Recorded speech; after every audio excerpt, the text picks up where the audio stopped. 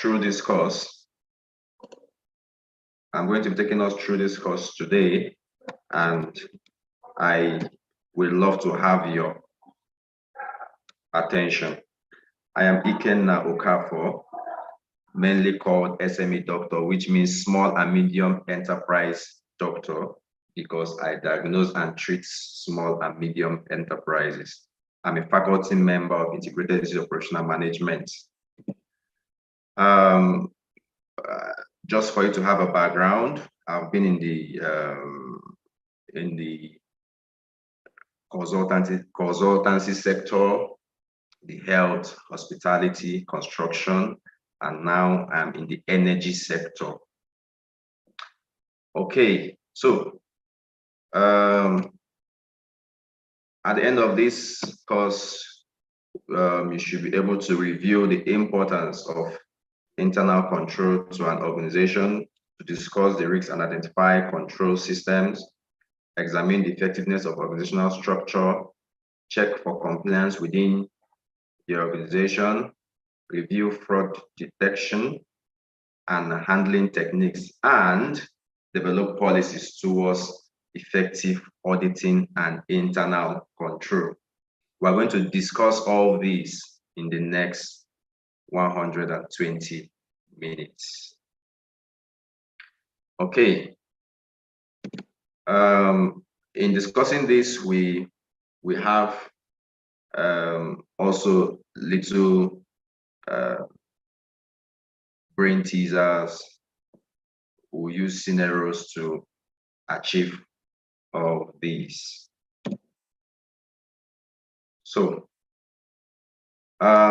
before we proceed, or as we proceed, can I have in the chat room, type your various sector which you are in, various sector and industries. Let's see what our class is made up of. So let it start rolling now.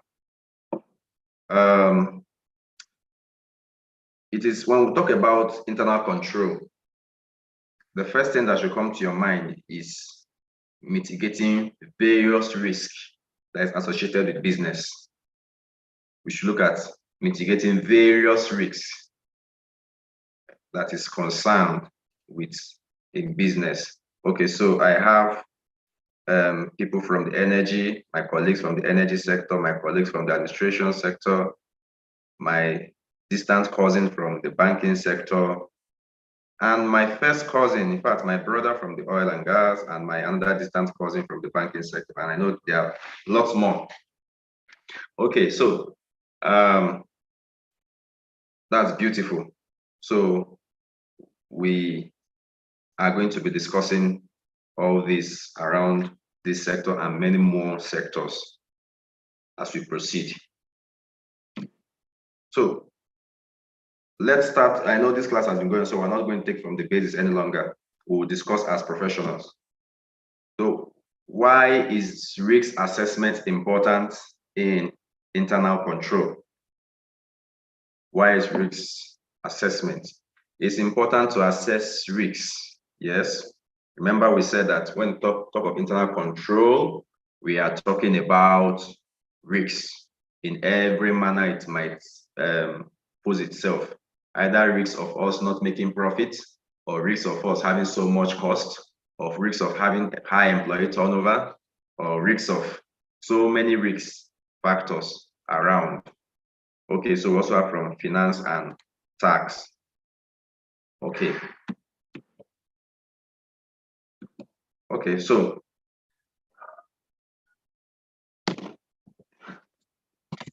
one of the reasons why we should assess risks is for information and communication. You all know that this period we are now, we are in the information stage. So internally generated report periodically summarize audit results and control activities for auditors and stakeholders to consider, because everything we do today revolves around information, communication, and technology. You agree with me? So if you don't look at risk factor associated with information and communication. It will affect your business process. It will affect your reporting. You will not be able to control the activities happening in your organization. Who are the key stakeholders in the organization? We have the executive management, the management, and downward, the mid-level and the field workers. So it's important that we pay attention to these aspects because it determines the life of every organization.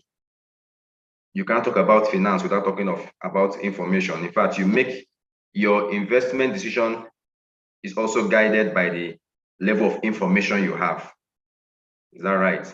So every decision you make in your organization is also determined by the level of information you have at your disposal. So you must ensure that your internal control system has a very good information system and communication mechanism.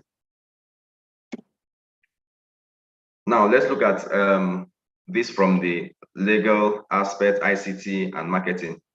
Your marketing decision, for instance, is informed by the level of information you have about your competitors, how strong is your ICT system, do everybody just come in and access any system?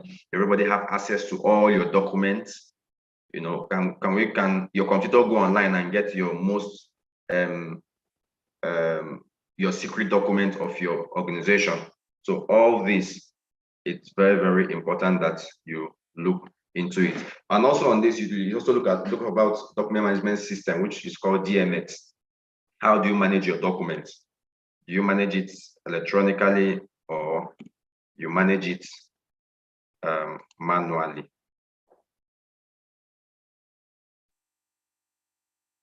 Okay, so I'm seeing a message on the group. Is it for us?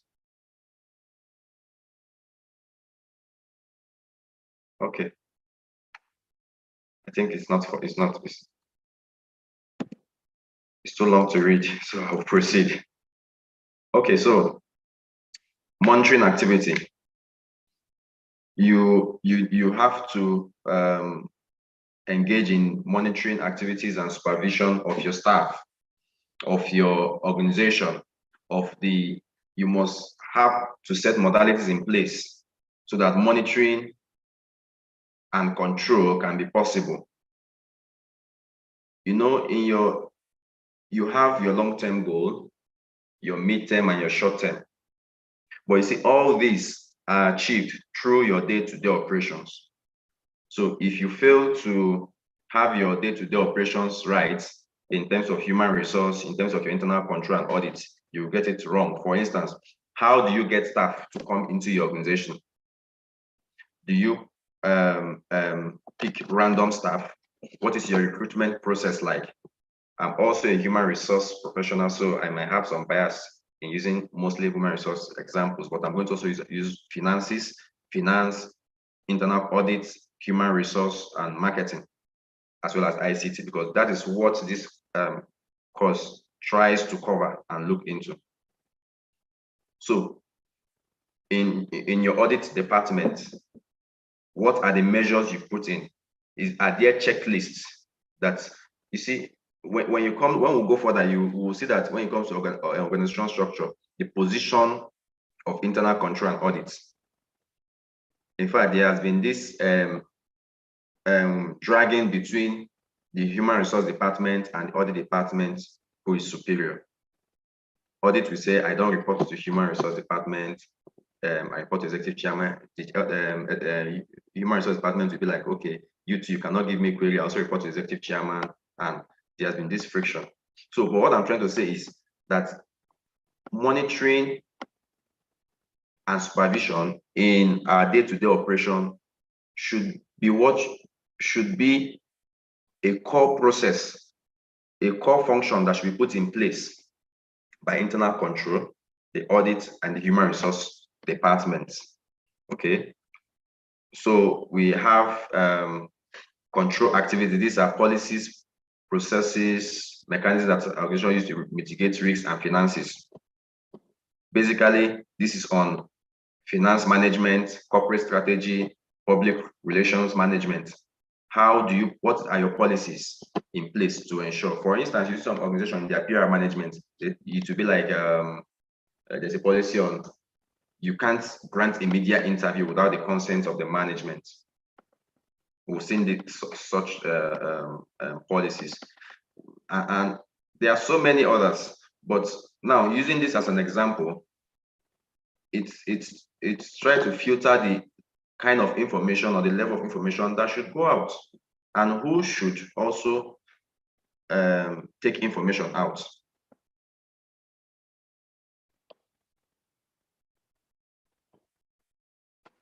Excuse me. So, all right. So, who should also take information out? So, it's very important in risk management that we look into how activities are controlled, how activities are managed. And this can be done mainly by putting, as we go further, we'll see that putting strategies in place, putting policies, procedures in place will help a lot in mitigating all these risks. So let's also look at control environment. This is the foundation of an organization. Internal control system is set management tone for expectation, separation of duties, and important internal control within the overall company's culture. Company's culture is very important. In HR, there is this general saying that employee can come back, can leave because of a bad company culture. Employee can also come back because of a good company culture. But an employee who leaves because of salary may not come back when there is a better salary if the work culture has not improved. Okay, so work culture is very important. You must control your environment and reduce toxicity in the environment. I'll use a typical example. When I was working with a mining and construction firm some time ago, and the culture there is usually, once there is an issue, don't discuss it with the person, just escalate on the WhatsApp platform where you have the executive chairman, the executive directors, that is to show that you are working. So everybody's always on his toe. And sometimes, maybe let's use payroll as an example.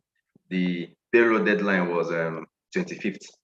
Account will just come to your office and say, payroll officer, I've not gotten the payroll document for the month of August. What is happening? You say, I'm working on it. Before you get to your office and you receive it in your email. Okay, thank you, no problem. Now, in the next 10 minutes, you just see that you've been tagged on the WhatsApp platform. Mr. Ikenna, remember, today is 25th, and I am yet to receive the payroll document. We have 2 hours to close for the day. Please, the finance department will not be held responsible. You know, then we were doing it and we felt that was actually very good until I went to another organization that had a better work culture that was not toxic like the other place. In fact, when I got there, the first thing I did when I had such almost similar scenario, I was quick to escalate. The chairman said, come, young man, come. Don't put tension in my company. We don't work with tension here. So it is also the work of the internal control, the audit department, to ensure that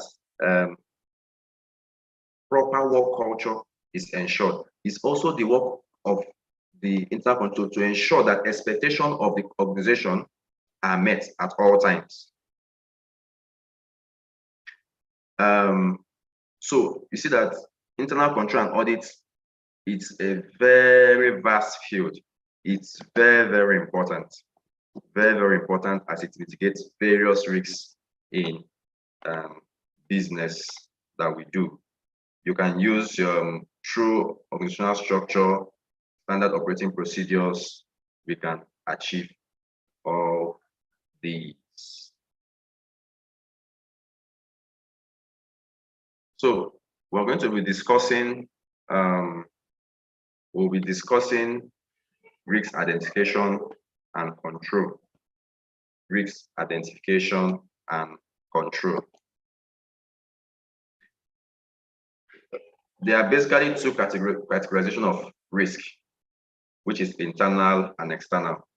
So let's go with in the chat room. Can you list external risk factors affecting organizations?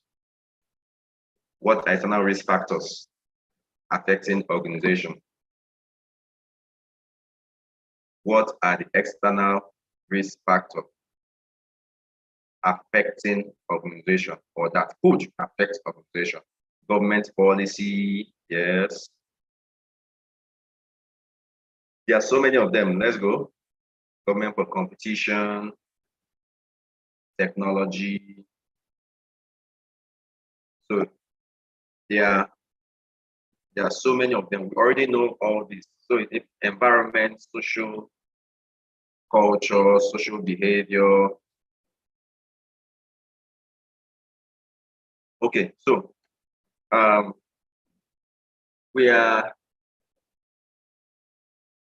that's beautiful. Thank you, force majeure, natural disaster.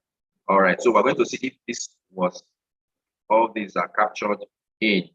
So the first one being listed here is insecurity, where you have either terrorism or riots. Let's pick a case study, for instance, in a state, in Anambra, for instance, in states like Southern Kaduna in Nigeria here, a place like the north east in Nigeria as well, where you have various insecurity challenges, that it affects how certain business operates. The way an NGO operates in Abuja or in Ibadan is different from how that NGO is operating in a place like Adamawa. There are things you need to put in place to make up for possible risks. Either insecurity you might need to have, if normally it's a standard that two security men should guide people in Lagos, maybe you can make it 4 in a place like those high risk security risk areas, right? So we have the riots, the religious riots, crises as it were that may come up. So all these are factors that should be put in place when you are making your projections, when you are making your risk analysis. Okay. When your company wants to expand, or when you want to advise a client on how to expand, how do you advise? You need to put all this in place. Things like security. Will you advise a client, okay, since you are doing well in business, you can go and stop your business in Southern Kaduna. Don't worry, the insecurity aspect is taken care of. No, of course, we need to also put all this into cognizance. Let's pick another one that we mentioned from the chat room, which is government policy. There are so many government policies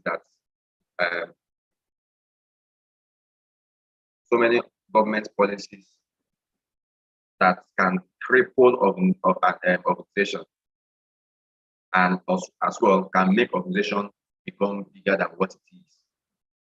I'll give you an instance. During the coronavirus period, when it was when it was very high, which sector can we mention? Some sectors that made triple of their incomes, even quadruple their incomes. Can we mention some sectors due to government policies at that period in time? Yeah. Can we go? Can we see? There are so many of them that made, at least I know of 3 without thinking. There are so many organizations that made fortune that period. Number 1 was telecommunication, because people were idle and needed an alternative means of boredom. So you're either on LinkedIn, Facebook, TikTok, WhatsApp. You spent more on data. Health.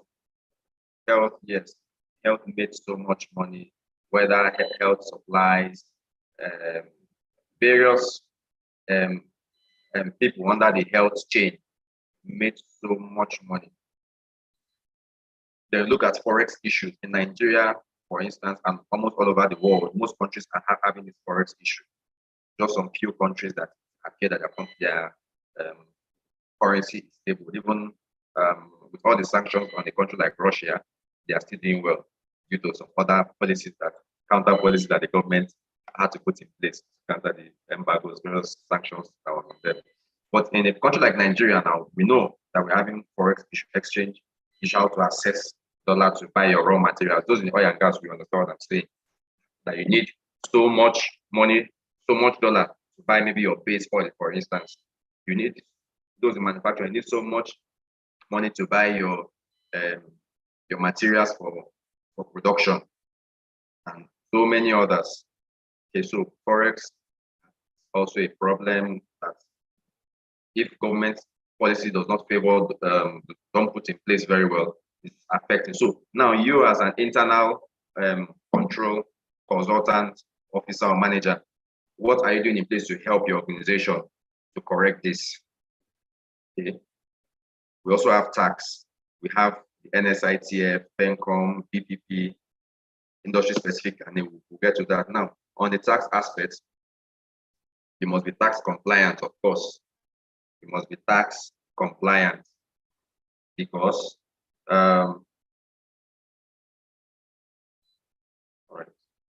because this those in the construction company you know all this is very important.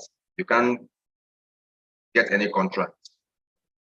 Anyway, you can't get any contract in following the normal process. I don't know if there's some people follow that normal process anyway. Following due process without having all these documents and lots more, even ITF and so many other that I was not listed here. So it is the work of internal control to ensure that all these are in place. If it's an organization where the let's say the company tax is being filed by the accounts, at what time should it be filed? Pension, at what time should HR close out on pension? That other, which other issue? What time should? So those timelines now should be followed up by the internal control to ensure that those officers have carried them out. It's also the work of internal control to ensure that industry-specific needs when it comes to compliance, government compliance, are met. We have many of them when it comes to industry-specific needs. For instance, if you are under construction and engineering, you have COREN, you have COBON, you have ACON, you have SOCON, you have National Surveyor. There's one for surveyors, and so many of them. So many of them. So when you are filing your bid documents, what is the process? What if let's say it's handled by your admin department or quantity surveyor? Does that document just leave? Do your internal control ensure that the documents are complete? Does the internal control ensure that your professionals have this certificate attached to it? Then let's say go to the accounting, you have ICANN, ANAN, and so on and so forth. Go to the HR, you have CIPM, SHRM, and in the training you have number one training institute in Nigeria, regulatory bodies, the CMD, of course. Then you have NITDA. Is it NITDA or NITAD? I don't know which of them. One of these has to do with training. Then you have NIN, National Institute of Management. Okay. Then you have that for the those who are into what else again are we missing? The medical. If those are the only medical, your nursing, you have your nursing license, whether RN, RM, or MBBCH, and many of it. So in any organization, the internal control must perform these audits periodically to ensure these compliances. You ensure that you have put things in place just for unforeseen circumstances or government policies that may not be favorable. The next one is technological risk. Technological risk. It's also important because, of course, we said that being that technology drives the world today. The native culture, very important. We're going to talk more on this. Native culture. Let's take a multinational existing in a place like Nigeria. Do you think that the way the work culture that is going to adopt in Nigeria will be the same work culture to adopt in a place like Egypt, Tunisia? Of course not. There is likely going to be serious difference because of religious difference, what's it called? Cultural difference. Let's come even to our Nigeria, for instance. There are places in Nigeria that the sales of alcohol is prohibited. So what policy is internal control putting in place to ensure that, okay, while our market is not spreading here, how do I work with the marketing to let us strategize, ensuring that we're also getting more revenue from these places now that this. So native culture, it's very important. Native culture is also important, not just in sales alone, but even how you get your staff. How you recruit for a manufacturing company in Abuja will not be the same way you recruit for a manufacturing company in a place like Zamfara or Jigawa, for instance, right? So environmental factor, or rather cultural factor or social factor, like someone mentioned, is very important factor that are external factors that affect how an organization behaves. It affects your conduct as an organization. It affects how you think. It affects the kind of policies you should put in place and you shouldn't put in place. So we have natural disaster, like someone also mentioned, and natural disaster, pandemic, and epidemic as well. So we have flood, wildfire, earthquake, drought. So in your region, what is common in your region? Which of these natural disasters is common in your region? Let's start in the chat room. Which of these natural disasters is common in your region? Because this also affects how businesses are done. I think it's common in Nigeria that most businesses, not all, most businesses during the rainy season tend to see low sales. But of course, there are some businesses that during that period they have sales. So we have someone in the chat room saying flood. There are places that during the period of flood, they shut down for that period. How do you augment for that period? Because when you shut down, if you're in a facility, it's also depreciating. There are some costs that even as a shutdown, you're still incurring there if you're in a rented place, for instance. So how do you mitigate that risk? How do you mitigate that risk? While we proceed, I also want to see what are the internal risk factors now. What are the internal risk factors? What are internal risk factors that we see? Okay. What are internal risk factors? Let's have it in the chat room. What are internal risk factors that are being experienced by organizations?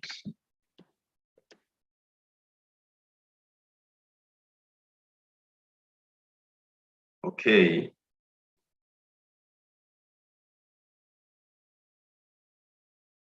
So recruitment error, It has to do with HR, fraud has to do with accounts, and not just accounts, of course. There are so many places fraud can occur for so many departments. But maybe for the purpose of this lecture, we can leave it at account, poor leadership at the top, strike, poor corporate governance. Okay. Okay, more. Okay.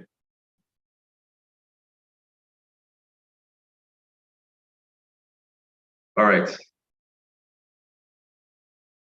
Thank you all. We'll proceed. So, the common internal control risks in business include lack of sound internal control environment, poorly designed business process, ICT security risks, integrity and ethic risks, human error, fraud risks, among others. I made this post sometime last year on my LinkedIn profile. So when this topic came up, I quickly just took an excerpt from it. Okay. So now, when we are talking about internal, it has been broadly categorized into these four. Broadly, you could have made it bigger, but we want it so that you can capture it. Can someone give us an acronym for this so that we can easily remember it in future? Can someone give us an acronym for this so that in the future in the chat room, give us a very nice acronym for this? Just like in the those that is into the warehouse, there's what's called FIFO, first in, first out, or last in, first out. I think, yeah, last in. For I want to remember it. Okay. More. Let's get more. Let's see more from the chat room. An acronym. Let's see an acronym that we can. Okay, force. Okay. Okay. You can actually change it. You know, you can make anyone come first. You don't have to follow. You don't have to follow any other. Let's get more. Let's get more. Then we adopt one. Let's get more. Then we adopt one.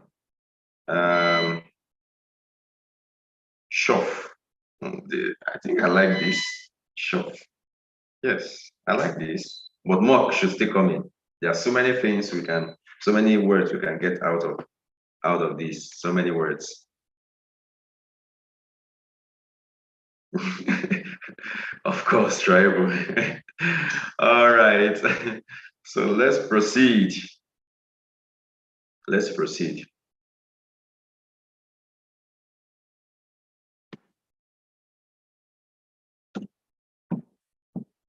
Okay, so in the financial aspect, we could have things like fraud, embezzlement, misappropriation, bribery.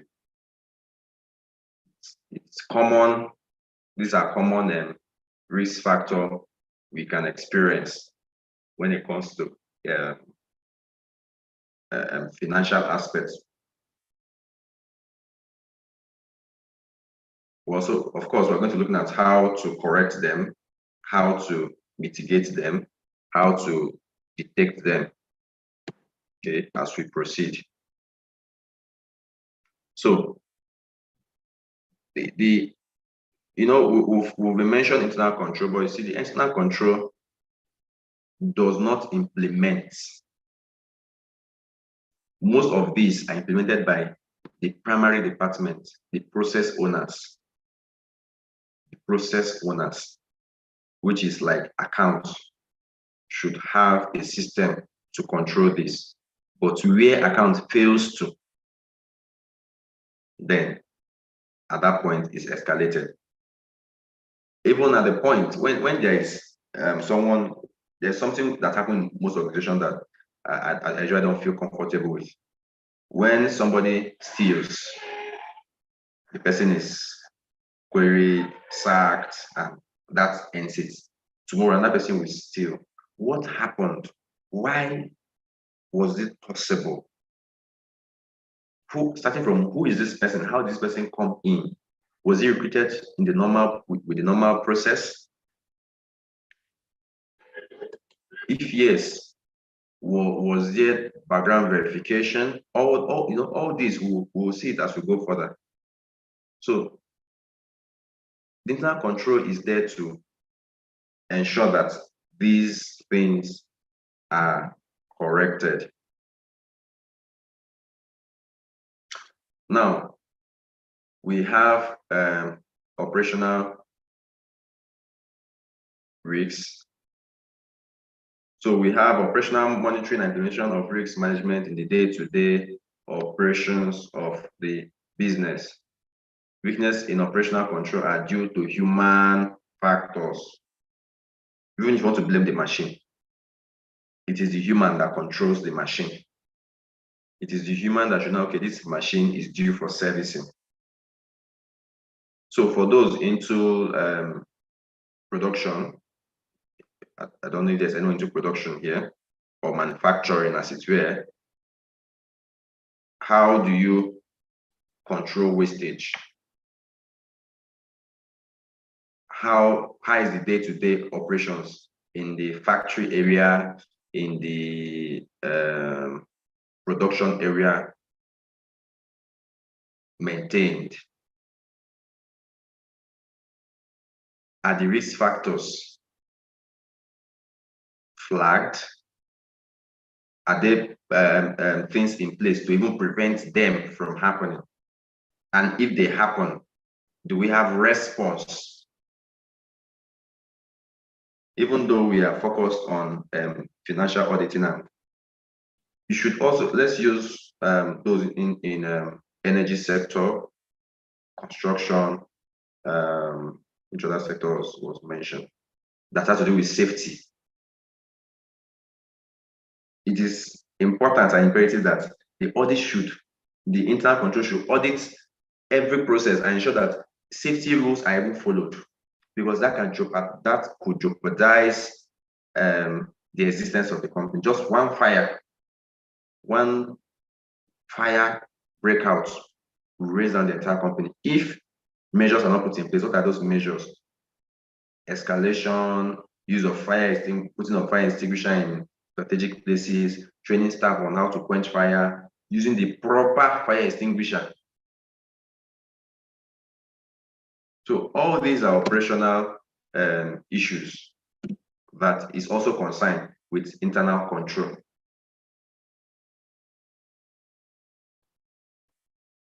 We have the supervisory issues. As supervisors actually doing their jobs, it's an operational issue. In human resource, I always say that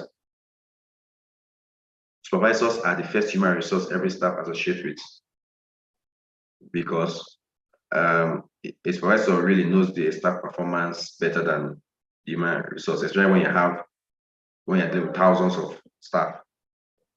When you're dealing with thousands of staff, it's only the human resource that can actually tell that this person is functioning well, this person came to work. So the supervisor is to ensure due diligence, qualitative work is being done, those on target, they meet the target in the right ethics, train people, subordinates on how things should be done. And this is where the audit comes in, ensuring that, okay, there is a form for this, that a checklist that you go to this company site or the work site in the company and type, this has been done for today, or here, this has, so tasks has been accomplished.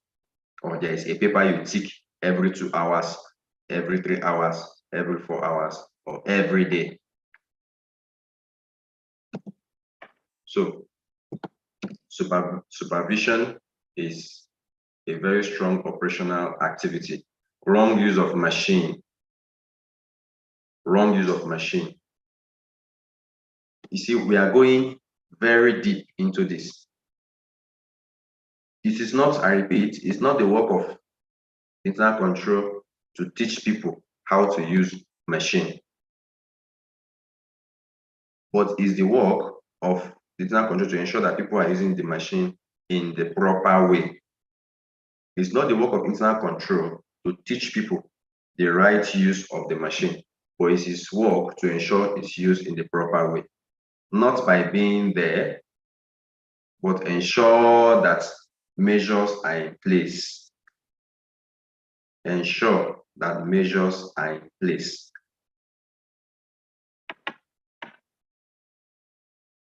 Ensure that measures are in place.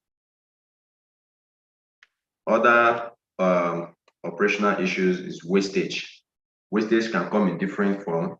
Either you purchasing something way higher than the price, or goods getting damaged while on the shelter because they are not properly arranged, or they get lost or something, or even time. I know many of us can relate to this. When you go to one of the eateries and you're not being attended to on time, you'll be like, please don't waste my time. Why? Because you're not just paying for the plate of rice or chicken lap alone, you're also paying for the time. You could equally go home and prepare it, but you don't have the time to do that. So you are paying for the time. So you expect that once you go there in the next 10, 15 minutes, I should be out. So what is your turnaround time? Have you set that in place? Has internal control set that in your internal operations? If a mail comes to the supervisor that a staff wants to go on leave, let's say casual leave, how long should that supervisor hold that before proceeding, taking it to the manager, head of department, or maybe a manager, depends. And from there, how long will it take the HOD to send it to the HR department? And if it's the HR that is to approve that particular leave level, how long should it take the HR to approve and give feedback? Okay. So, please, can we move to our mics?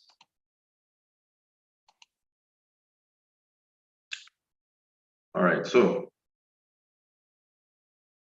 feedback. How long will it take for feedback to be to give feedback to those who deserve feedback? Our response, what's our turnaround time? When a customer is available, what is our turnaround time? And when I mean customer, I don't mean that person that's coming to pay you money to take your product or your service. I also mean your internal staff. If I go to the store department and I need pen, office files, and how long do they keep me there before they provide that for me? Because it means I am a customer or a client to the store department at that moment. So we in ensuring corporate governance through internal control, we should control wastage in any aspects. You should have to reduce idle time.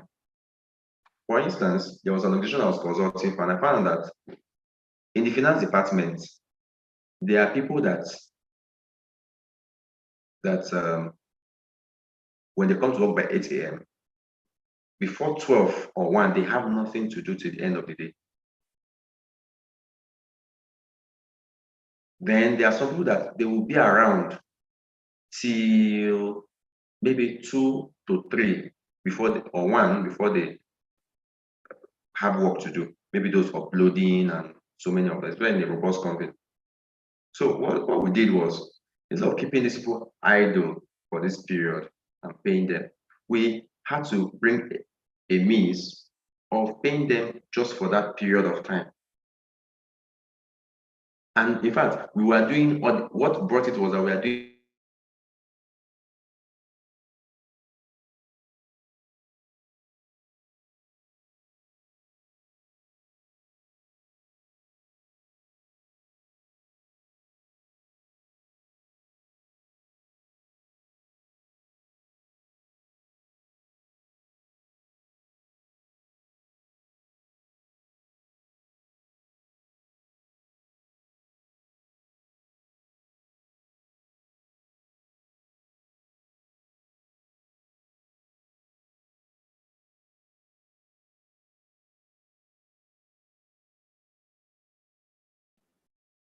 Sorry, I think it was network from.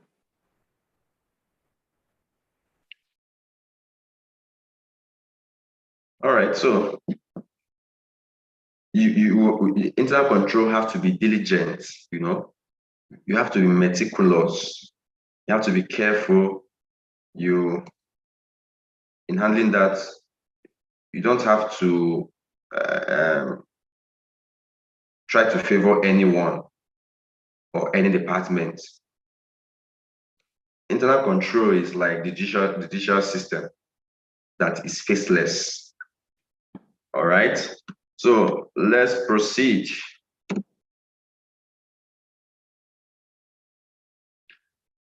Poor procedural activities and safety related issues. When you jump a process, you are likely to run into trouble. You are likely to run into trouble. Follow the process. There is this, what's that saying? Trust the process. Trust the process. So when it comes to internal control, what I believe is people don't do what you expect, but what you inspect. People don't always do what you expect. People don't always do what you expect, but what you inspect. So if you don't expect, it may not be done. It may not be done.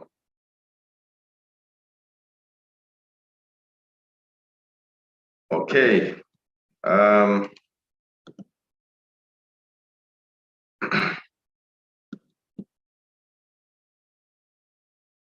So we have the next one, which is human resource and administration related issues when it comes to internal control. High employee turnover. When you're having high employee turnover, is a serious risk factor that should not be ignored. The percentage today should be 5%, not more than 5%. So if you're a human resource person or you are into the internal control, you should ensure that your organization don't cross 5% turnover within 6 months, which is usually the period of appraisal. For organizations that have the strength, are even doing it monthly. What is your recruitment process? This is determined by the HR. This is determined by the HR. Do HR follow the process of poaching, headhunting, general recruitment, redeployment, and so on and so forth? Your document management system, it is important as well when it comes to internal control. There are 3 levels of authorization of having access to documents, which is need to know,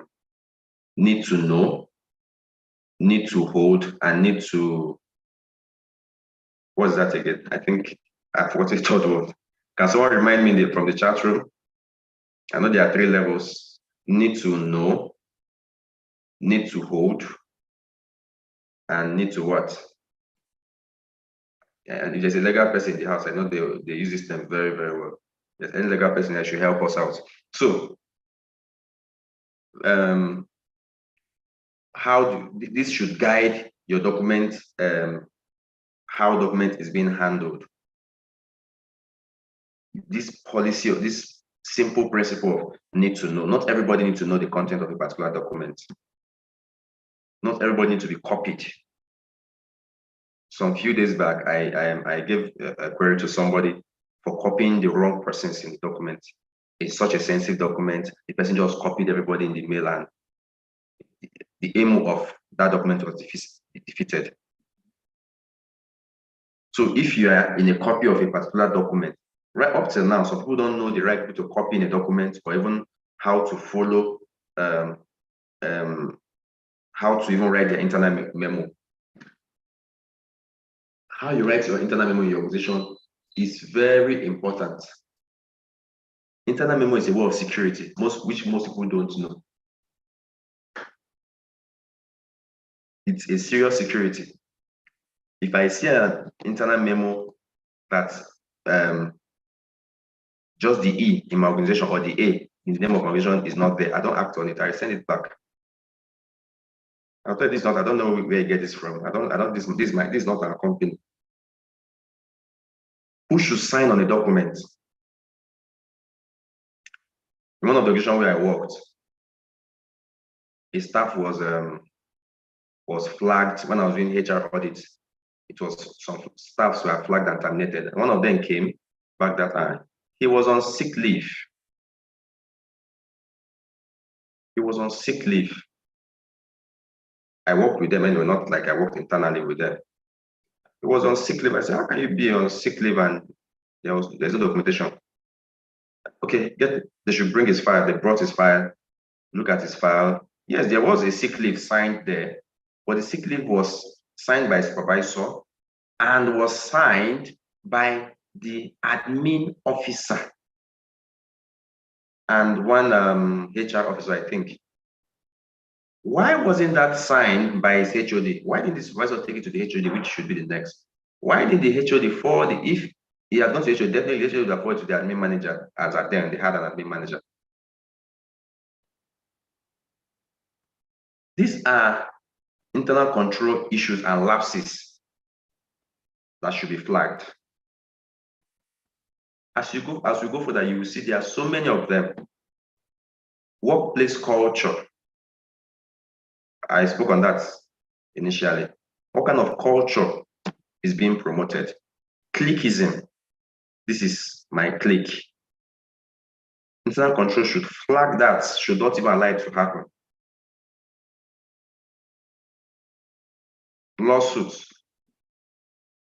It is in some department, robust organization, you have a legal department. But where there is not, that's why it's always good that whether you're in the finance, administration, whatever, you should have legal knowledge of your field. It's very important. How employment document is being drafted. What should be the major component of an employment document? What are the deductions? What are the principles? Do you know till today, in a country like Nigeria, we don't have a uniform deducting system. If you go to an organization, they will tell you deduct 8% of the gross. Go to an organization, they'll tell you deduct 8% of the basic housing and transport. Go to another organization, they'll tell you deduct 8% of only the allowances. I mean, and of course, you'll be surprised that these are professionals. So the internal control should then use those external policies that we listed earlier, should be your guide.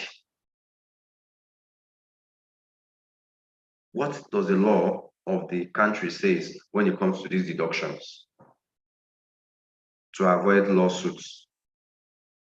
What does it say in terms of remittance, in terms of termination of employees, and so on and so forth, and even training?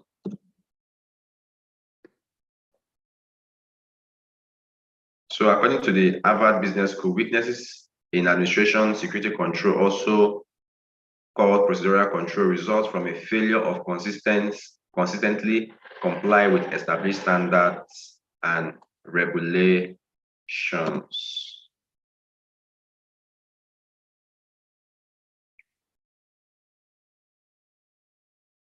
The next is structural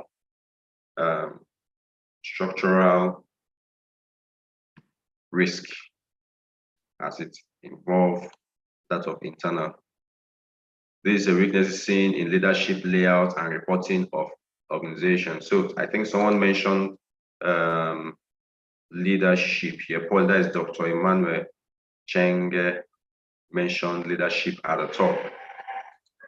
Leadership at the top. So we may not need to talk more on this. We already understand what it is. So technical has to do with security of your software and hardware, who assess what, at what level, and who assess what, and so on and so forth. Okay, so at this point, it is open for us. Let's talk about the controls. I want someone to raise up his or her hand. We'll move to talk about all this we've mentioned now. What are further controls that can be developed? What are further controls? I want to unmute your mic so you can be very, very expressive.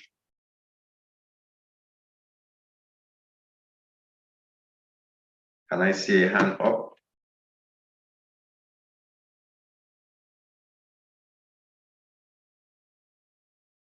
Is there a hand up?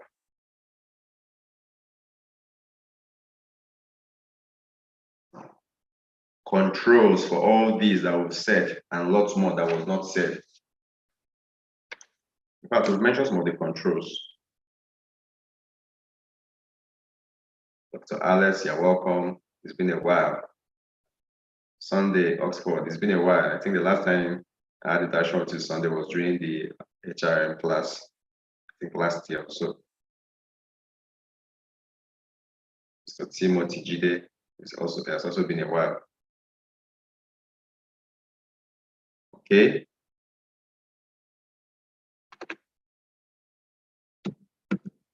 So we have something in the chat room. True. Yeah, okay. Okay. So can you also truly unmute your mic and make a contribution for us? And any other person in the house should also make contribution. Let me see your hands for those that want to make contribution for us. What, with all this, we've listed the problems now. What are the possible control system we can put in place? What are the possible control system we can put in place? Okay.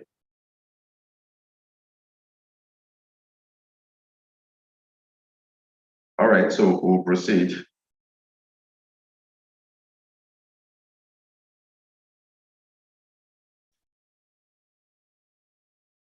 But this ought to be a discussion class. Nobody's lecturing anybody here.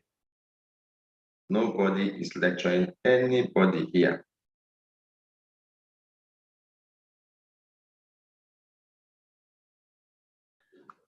Sir, can we say one of the controls is to ensure that there should be a specific threshold beyond which someone couldn't sign something, maybe a check or whatever it is. That's one.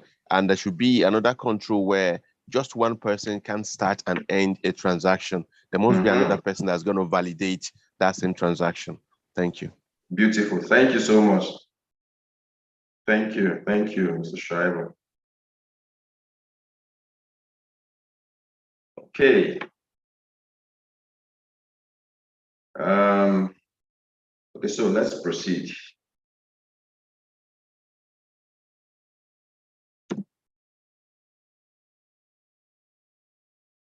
Why not two organizations are alike? Most businesses may already have internal processes in place that are not being leveraged as effectively as possible as its internal control, and may include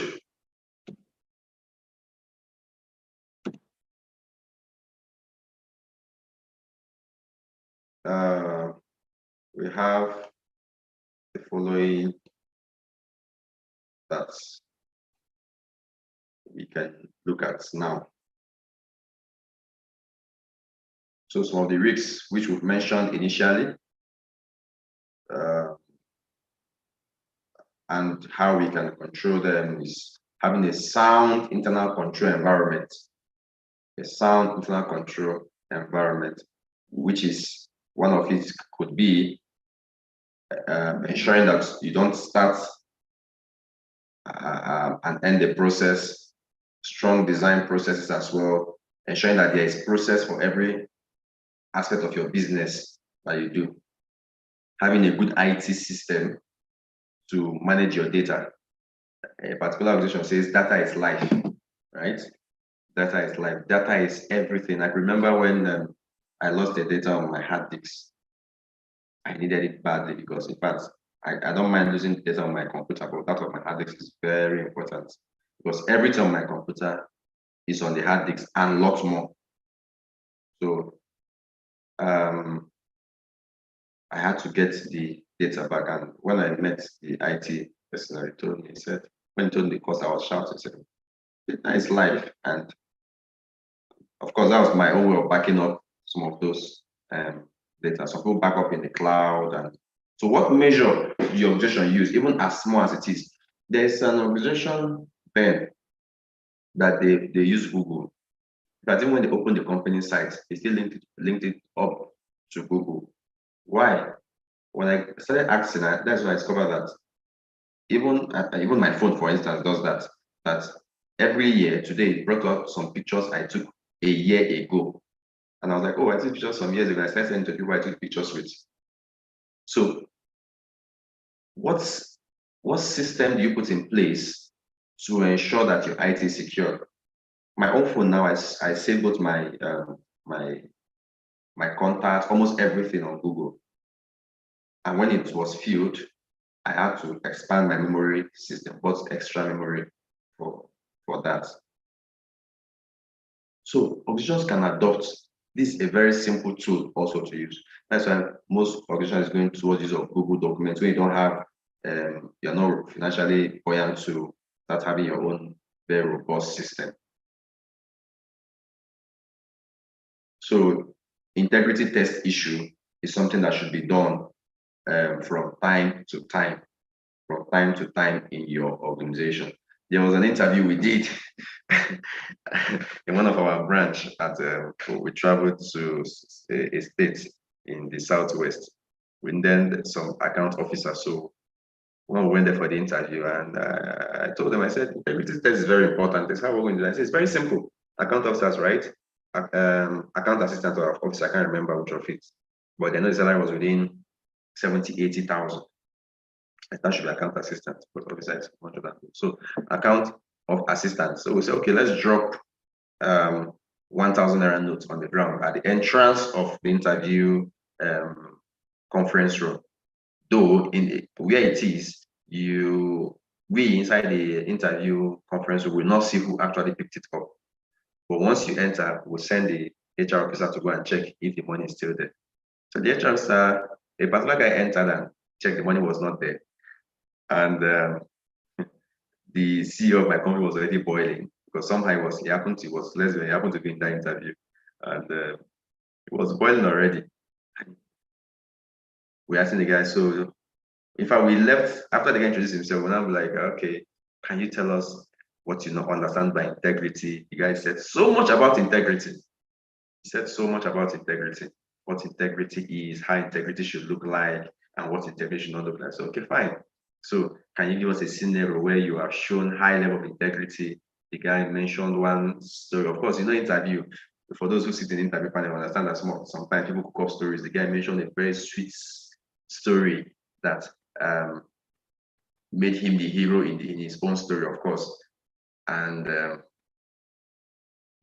for me, I wanted the interview process to finish. And when he's going, he didn't drop the money. I would ask him, sir, can you give us back at 1,000?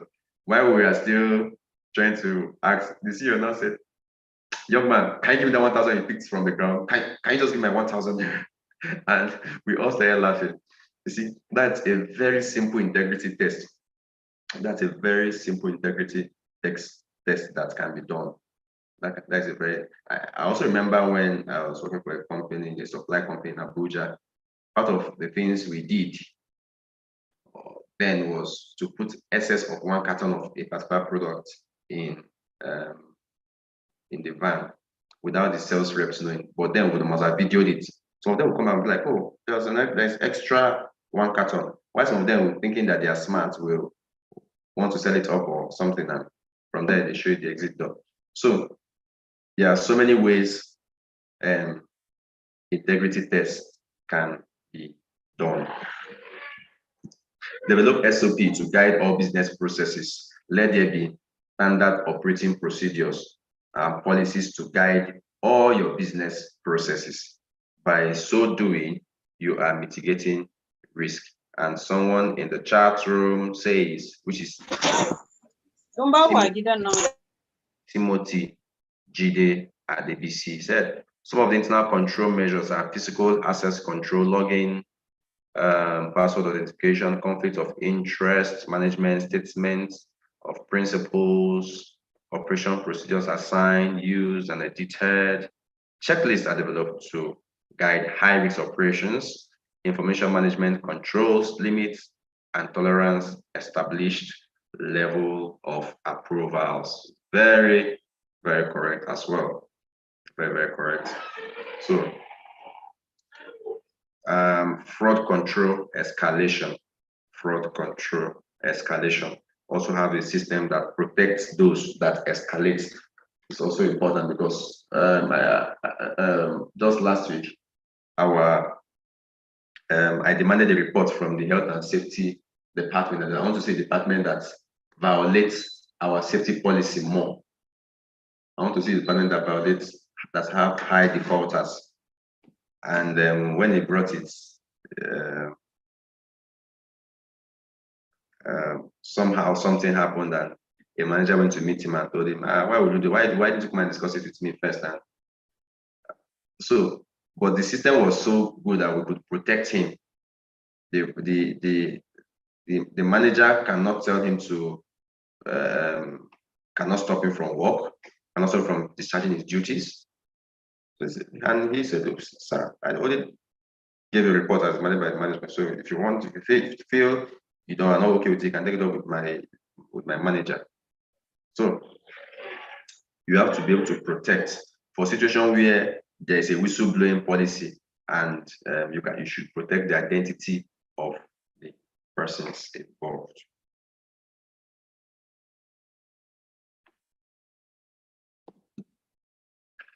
Also, we have segregation of duties, ensure that different persons have their own duties. There is job description, there is KPI and what have you. Authorization controls, just as mentioned by the PC. Authorization control that you see, solution will have one. Let's use the finance, for instance, one who uploads the first authorization, second authorization, or maybe authorization, verification, and approval, or verification, authorization, and approval. So it depends. There is an organization I know that has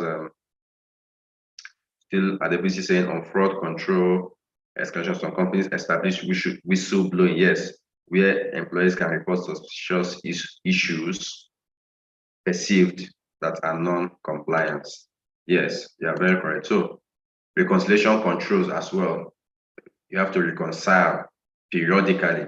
Fiscal inventory count where applicable. Where applicable. In those days in the hospital, a lot of things were accounted.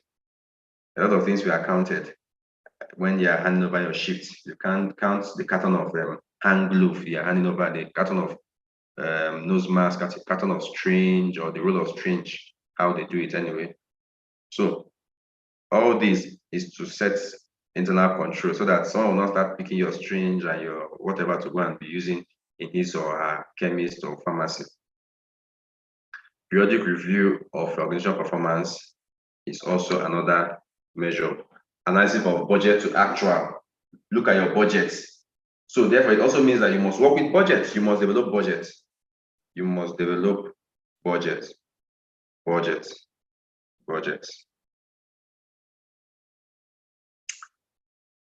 We'll be taking a break very soon so we can stretch out, including security access system, which has also been mentioned. So from innocent to costly mistakes to deliberate fraud, all organizations are subject to risks that can jeopardize financial reporting or lead to loss of corporate assets That's why it is imperative to establish a robust system of internal control to reduce or prevent such threats and strengthen financial reporting. This is gotten from one of the journals of KP, one of the publications of KPMG. Of course, we know them. They are part of the leading people in their own sector, leading actors in their own sector. All these we mentioned can be categorized into four. We have the preventive control, we have the detective control, corrective, and in all this is to cause what is called deterrence, so that people will not commit such, people will not do such contrary to the company's policy or organization's values. All right, so we are on the third topic. At this point, we will need to take a break of 10 minutes, 5 minutes, sorry, 5 minutes, so we can stretch, take water, and come back. Okay, what's the time now? It's according to my time, it's 3:38. So we should be back when it is 3:45. 3:45. So that's even more than, that's about 7 minutes. So when it's 3:45, we should be back. Thank you.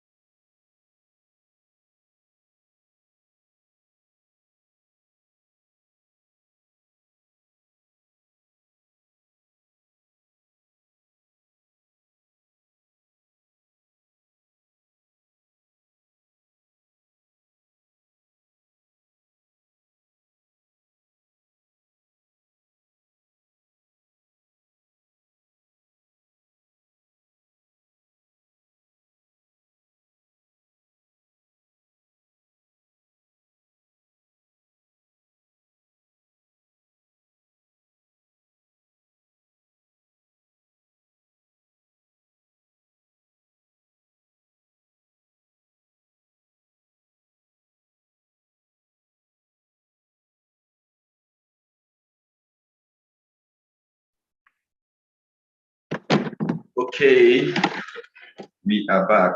We are back. If you can hear me.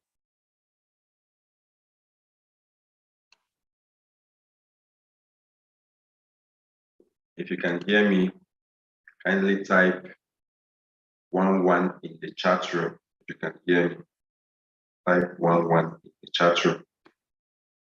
Okay. Excuse me.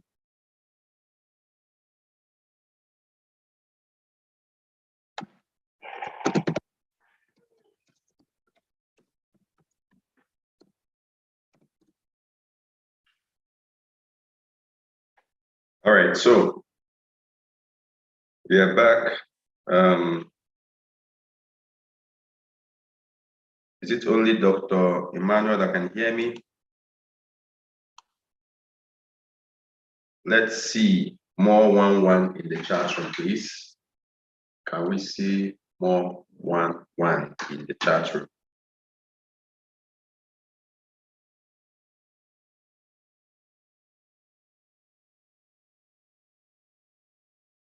All right. Okay.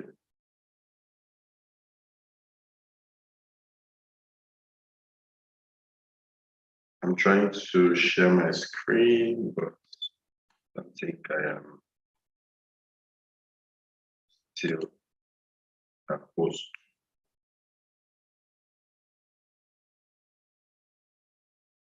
So I'm waiting for Anito.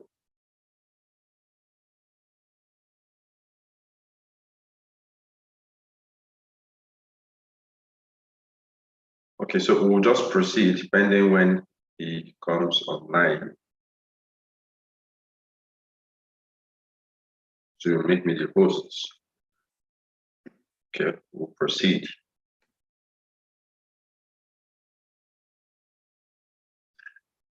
All right, so we are looking at examine the effectiveness of organizational structure. That's what we are going to be looking at now.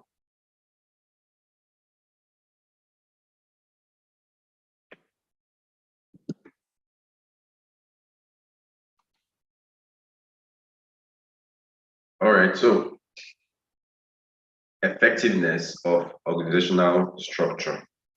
Effectiveness of organizational structure. We have to make our organizational structure effective. By so doing, we can, of course, be sure that the benefits associated with a good internal control system will also be seen in our various organizations. In my sector,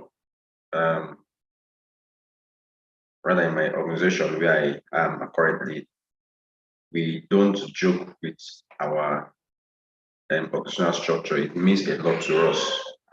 It means a lot to us.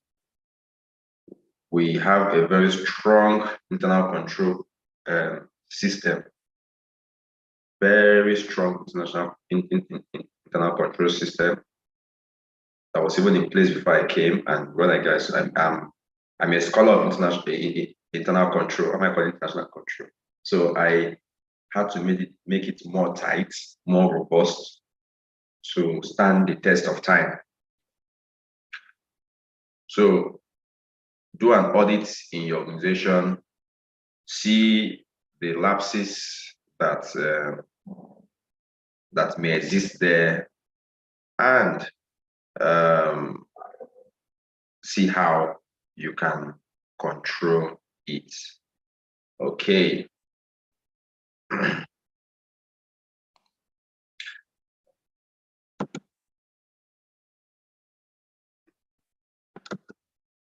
So when we talk about organizational structure, what comes to your mind? It's a system that outlines how certain activities are directed in order to what? To maybe achieve a goal of an organization. So it's like a set of rules, guidelines, of roles, of responsibilities in a chat form, basically. By having this, it helps you to direct how and what should be done and by whom. So effective organizational structure, an organizational structure outlines how certain tasks are done, of course. Successful organizational structure defines each employee's job and how it fits within the overall system. How it fits within the overall system. Most of organizational structure is centralized. It means power flow from up to down.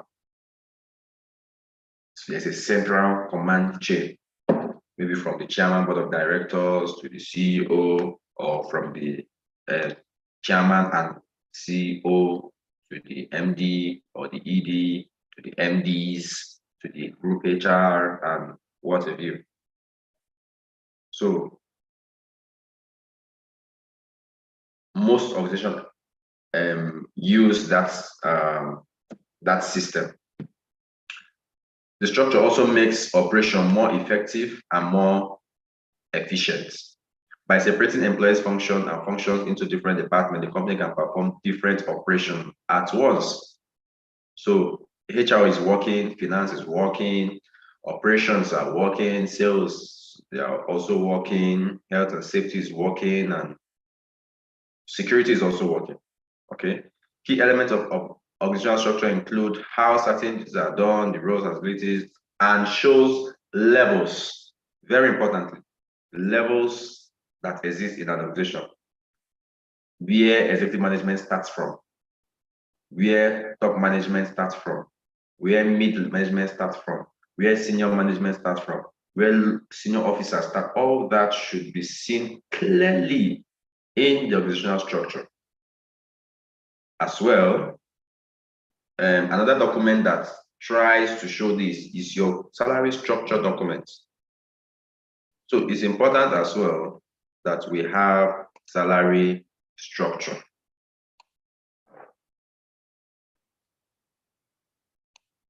Okay, so we are back now.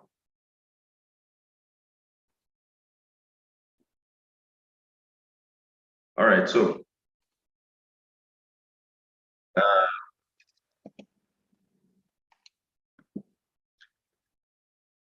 what we are going to do is we are all going to develop an organogram for your organization, for those that don't have. But as long as this class is concerned, we'll also develop for IIPM. So it's going to be done in this class.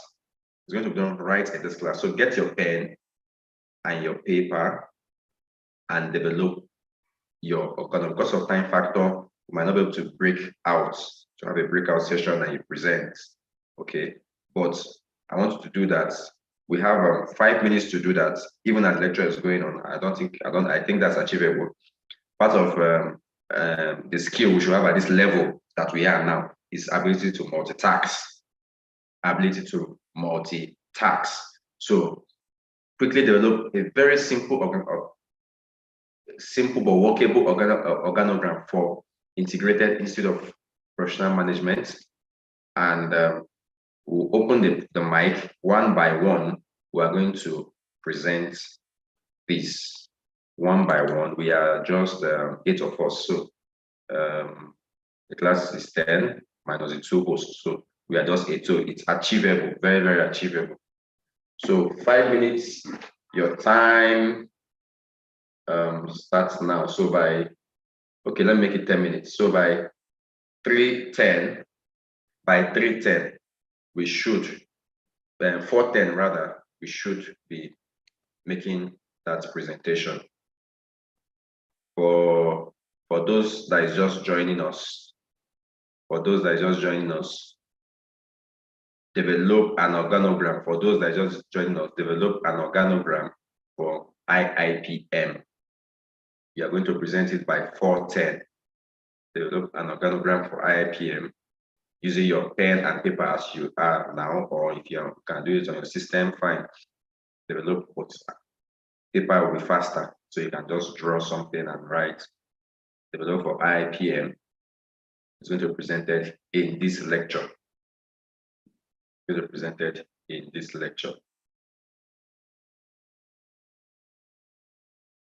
Okay.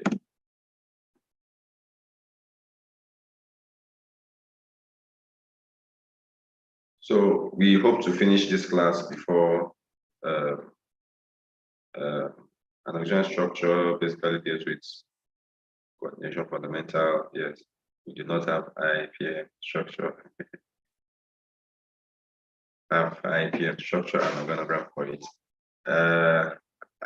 We do not have IPM structure and organogram for it. I wish I understand that. You might wish to rephrase, doctor.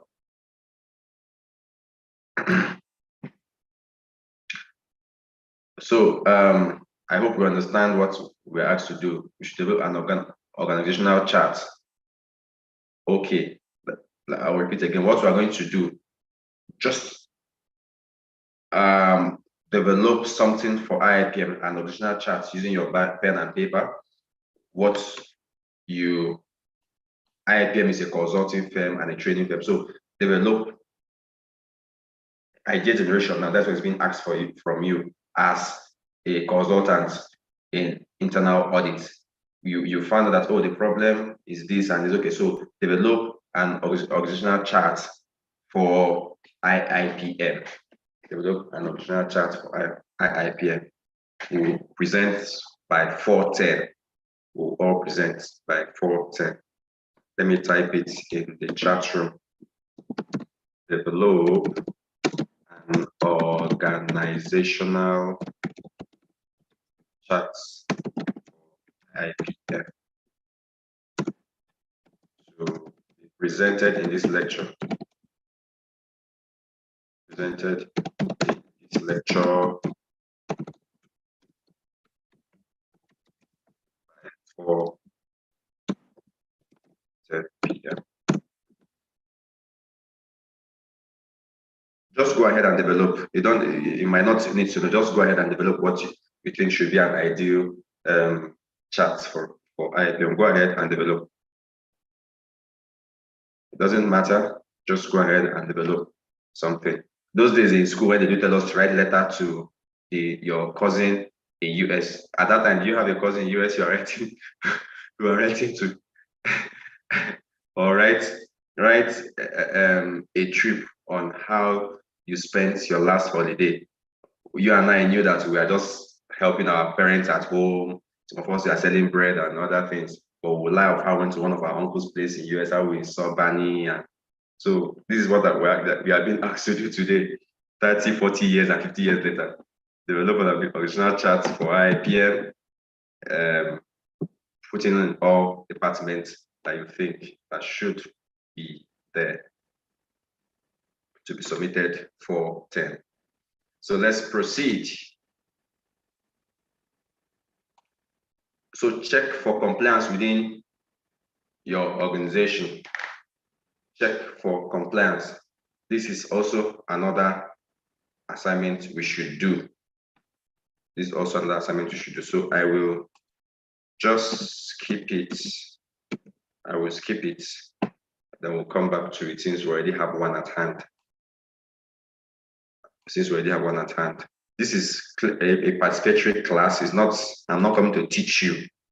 I'm not coming to teach you anything. I'm just coming to create awareness for you. Awareness.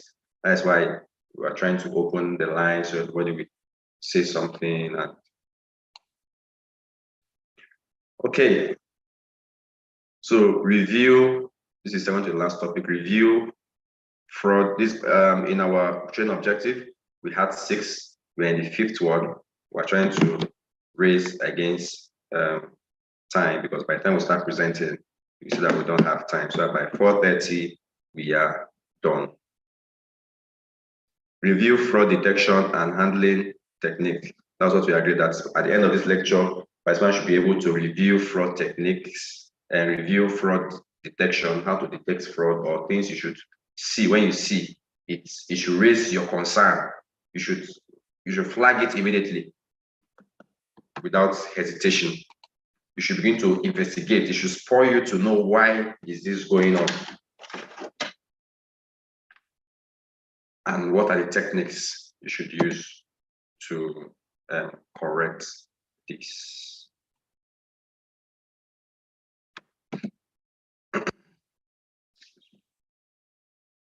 So in the human resource department, we have employee that live lavish lifestyle. It's also something that should look out for. An employee living very lavish lifestyle that doesn't match their salary. It's funny but true. In developed countries, you know, there are a certain amount that you will spend. The IFR or something like that. We visit you to ask you what are the other things you are doing that is generating this. We saw a particular amount that was used on a credit card, or some amount was credited in your account.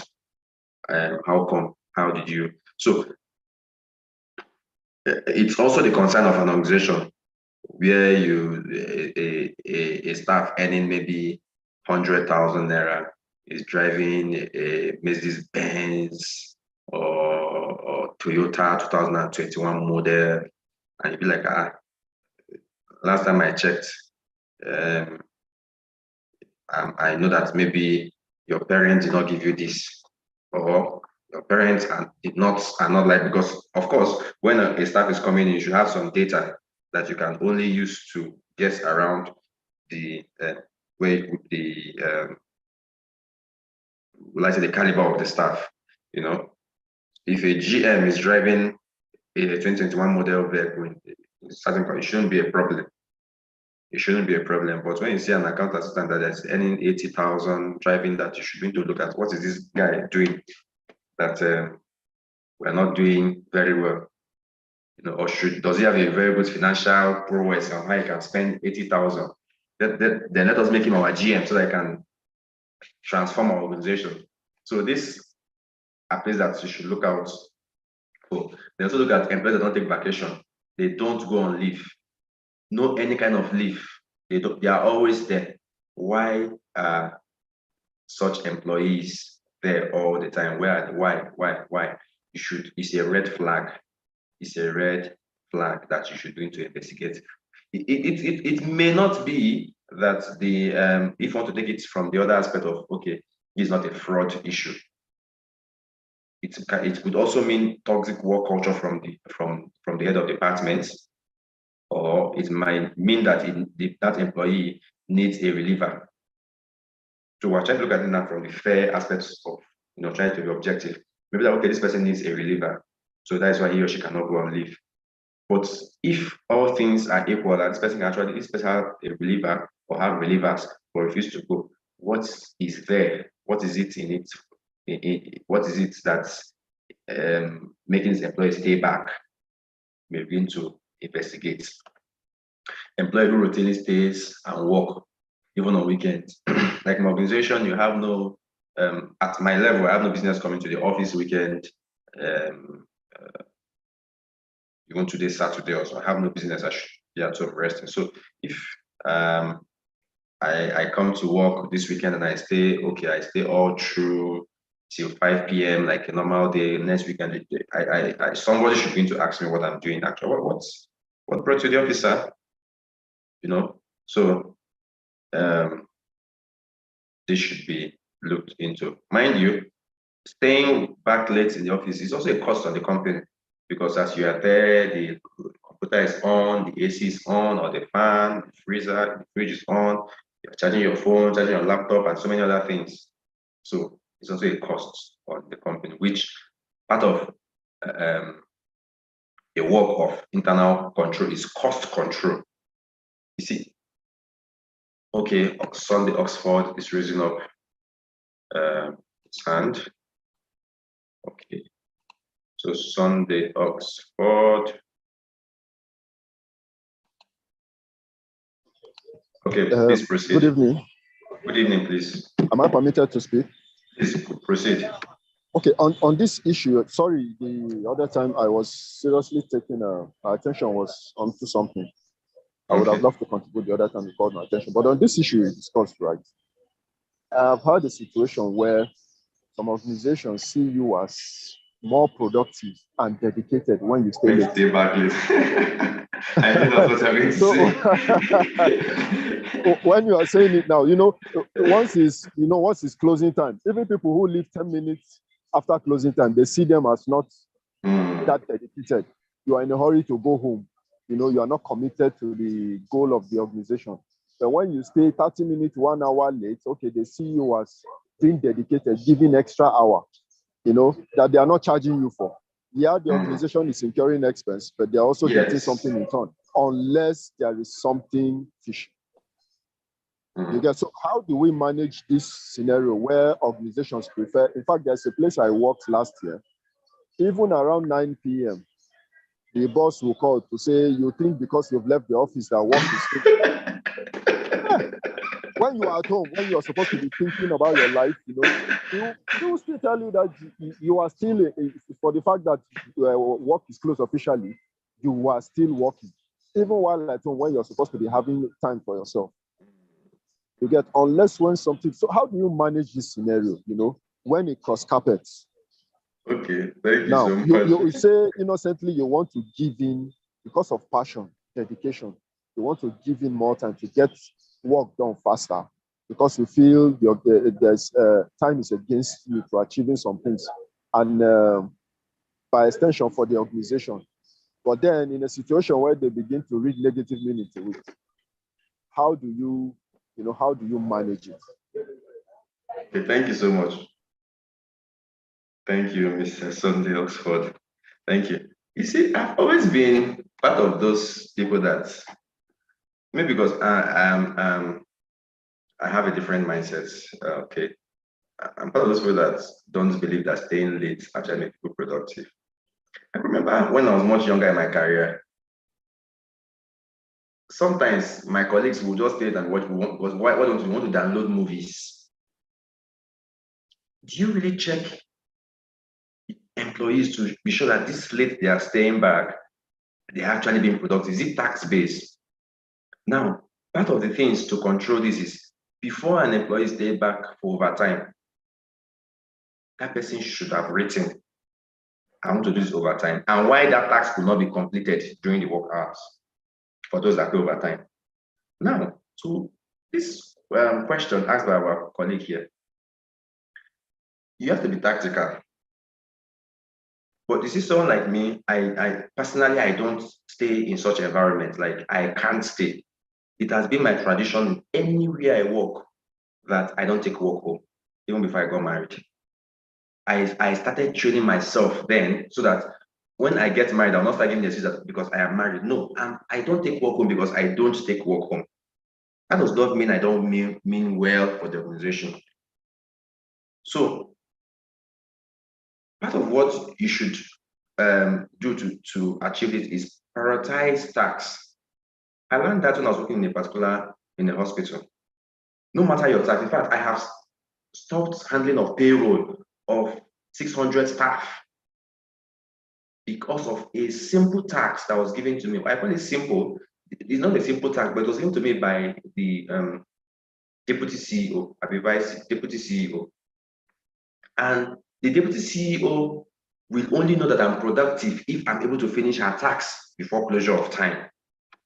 So I kept the whole salary document and did her tax. And when I finished, I went home, salary delayed with 24 hours. Nobody complained about it because I was doing the work of the deputy CEO. Before, if it were before I joined the organization, then newly, I would want to do the this one salary is more, or this one is a high. No. In fact, it's as powerful as the CEO, the deputy CEO tax supersedes that of the CEO. The CEO is the owner of the company, the wife is the deputy CEO. So you may understand what I mean. In fact, you can discuss something with the CEO. He will say, oh, this is a one, oh, you are so smart, Mr. McKenna. This is a very nice decision. This is very nice. Very good. Tomorrow, he will call me. He will say, can you bring that document you brought for me?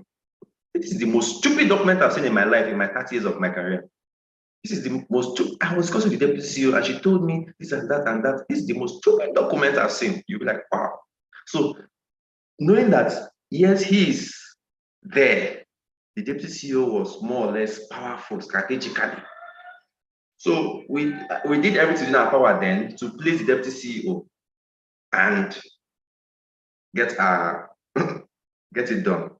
But one thing I also learned in everywhere I worked is what I won't take during the work, I make it very clear from the interview. I attended an interview and I said, I'm not the kind of HR that we do exactly what the employer wants. So if it's that kind of HR, I'm a bit. Then they were asking me, what if the employer wanted? I said, no, I won't do it. He said, why would you do it? But I said, yes, but I'm not. Then I made as I'm not the kind of HR. If it's that kind of HR people are looking for, I'm sorry. I just let me know so I won't accept the offer.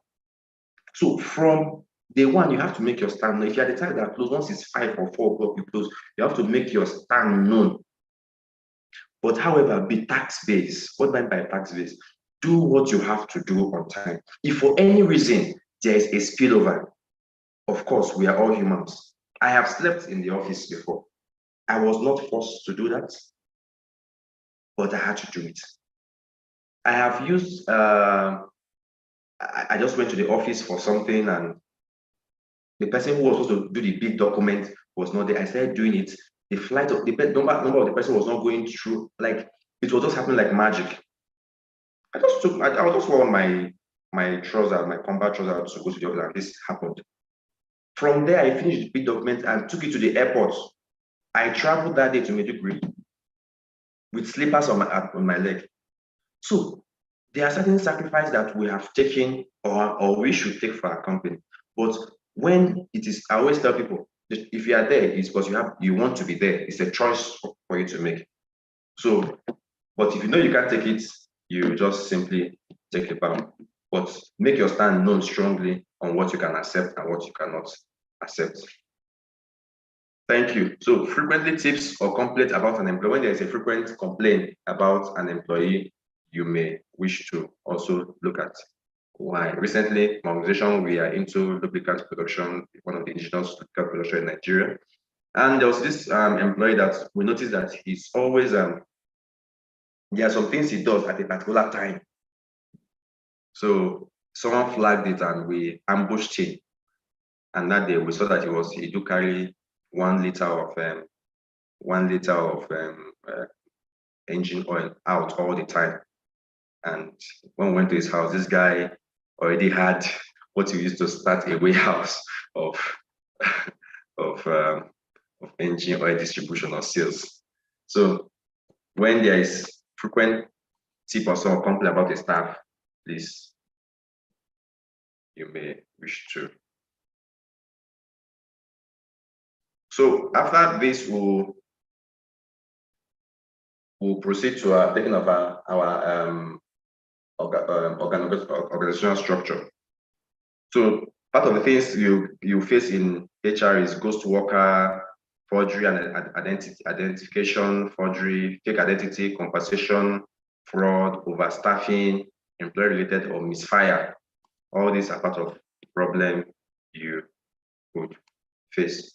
So in solving this problem, you do background verification for employees, discipline employee who breach companies' protocols, engage on background check. Of course, we've mentioned that rotate employees occasionally, job rotation. You recommend job rotation.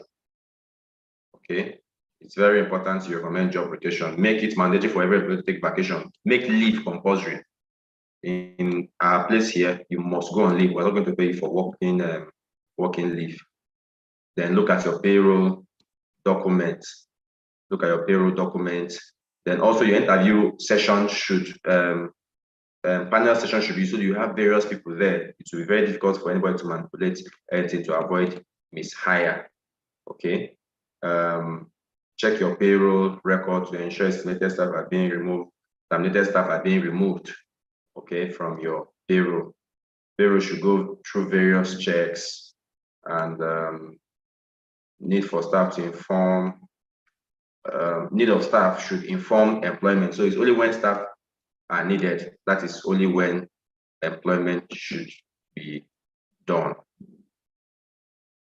In account department, we have theft as related to account, not really in account department. Of course, all departments, theft can be seen, but as it's related to accounts, we have forgery, alteration, double claiming of payment, fake supplier, embezzlement, account receivable, and payable fraud.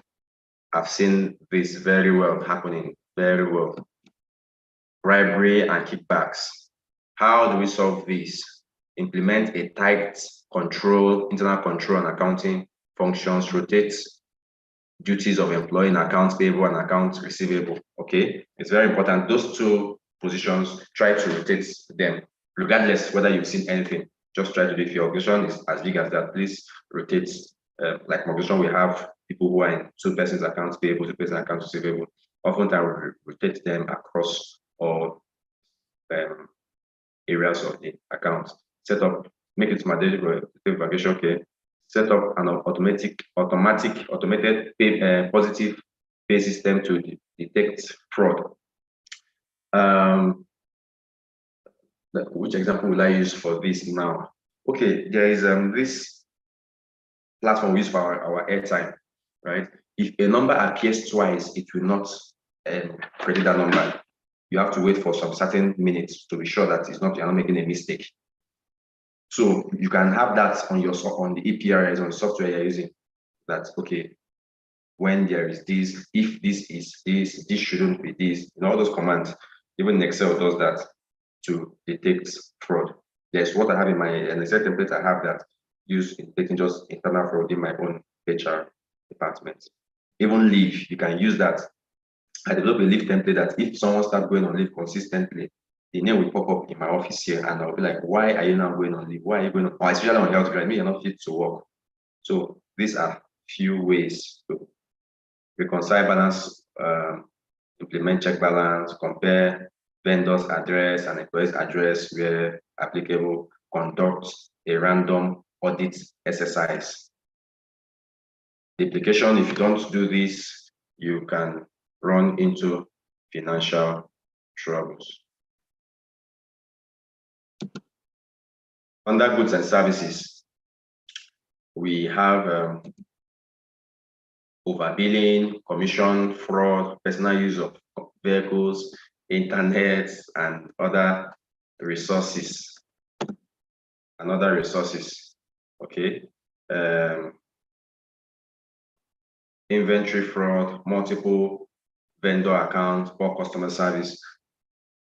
You see, that is why auditing and internal control is very wide. Why auditing is concerned more with finances, money, and internal control even audits the behavior of your colleagues, of the staff, and what have you. You don't want to have a system where people are complaining. You can see in the picture there, people are complaining on the service, that we can be paying for what a service we don't get.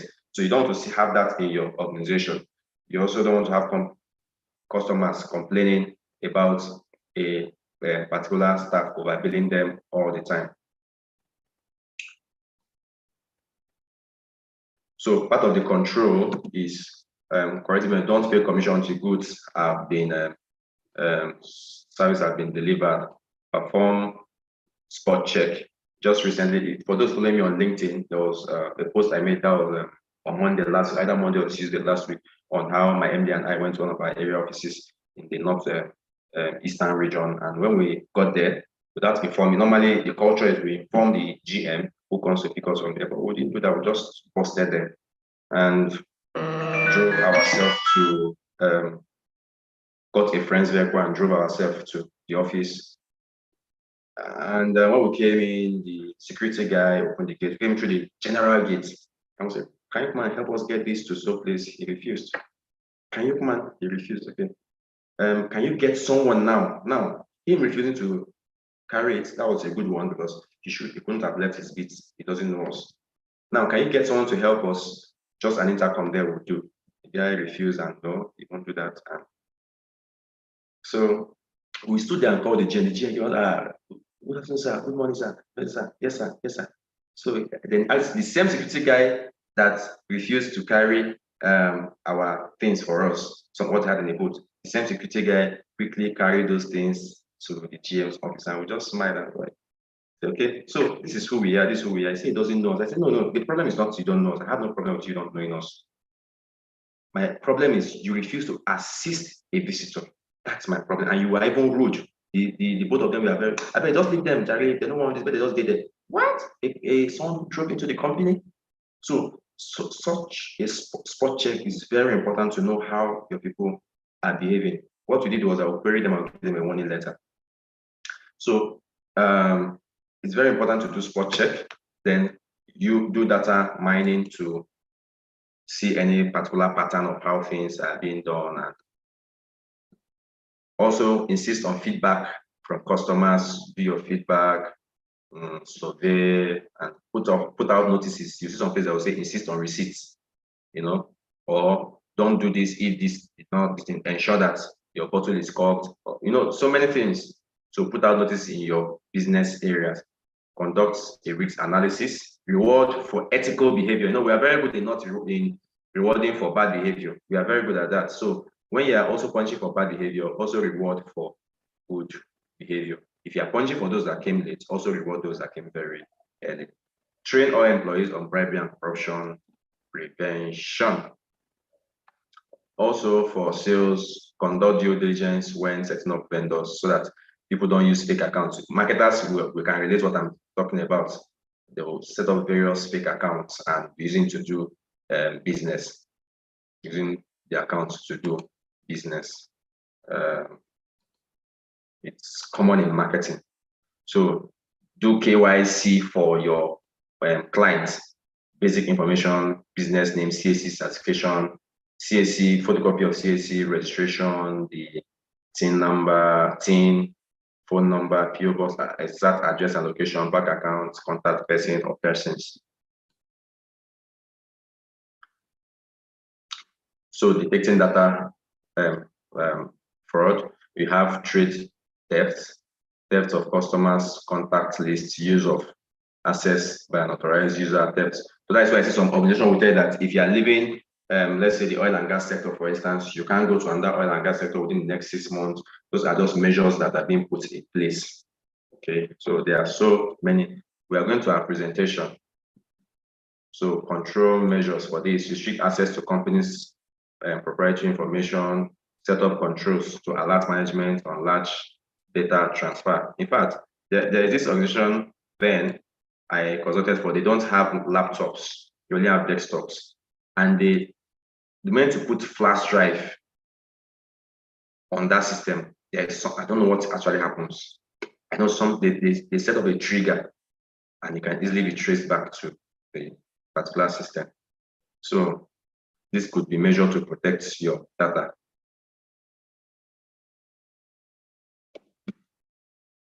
Okay. Dispose confidential information properly. Those that need to be burned, you burn them. Those under in the banking sector, in the health sector, dispose information properly. For those that are using paper, if you're not using paper, very good for you. Use strong passwords, combination of capital letter, words, and special character. Implement a clean desk policy to improve for keeping sensitive information. So even on your table, when if you're using paper on your table, I always cover any paper on my table. If I'm in my office and a paper is facing up, once I see someone come down, how are you doing? I just take paper and cover my table. I used to find myself and change the location.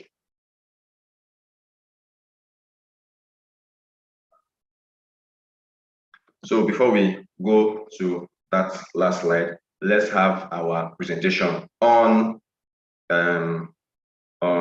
organogram. When you are ready to talk, let me know if you're muted. Just hands up, or in fact, I'm going to unmute all. Okay.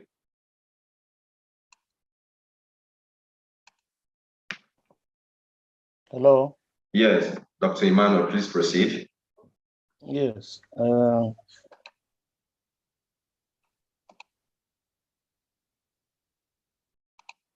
Please proceed, Dr. Emmanuel.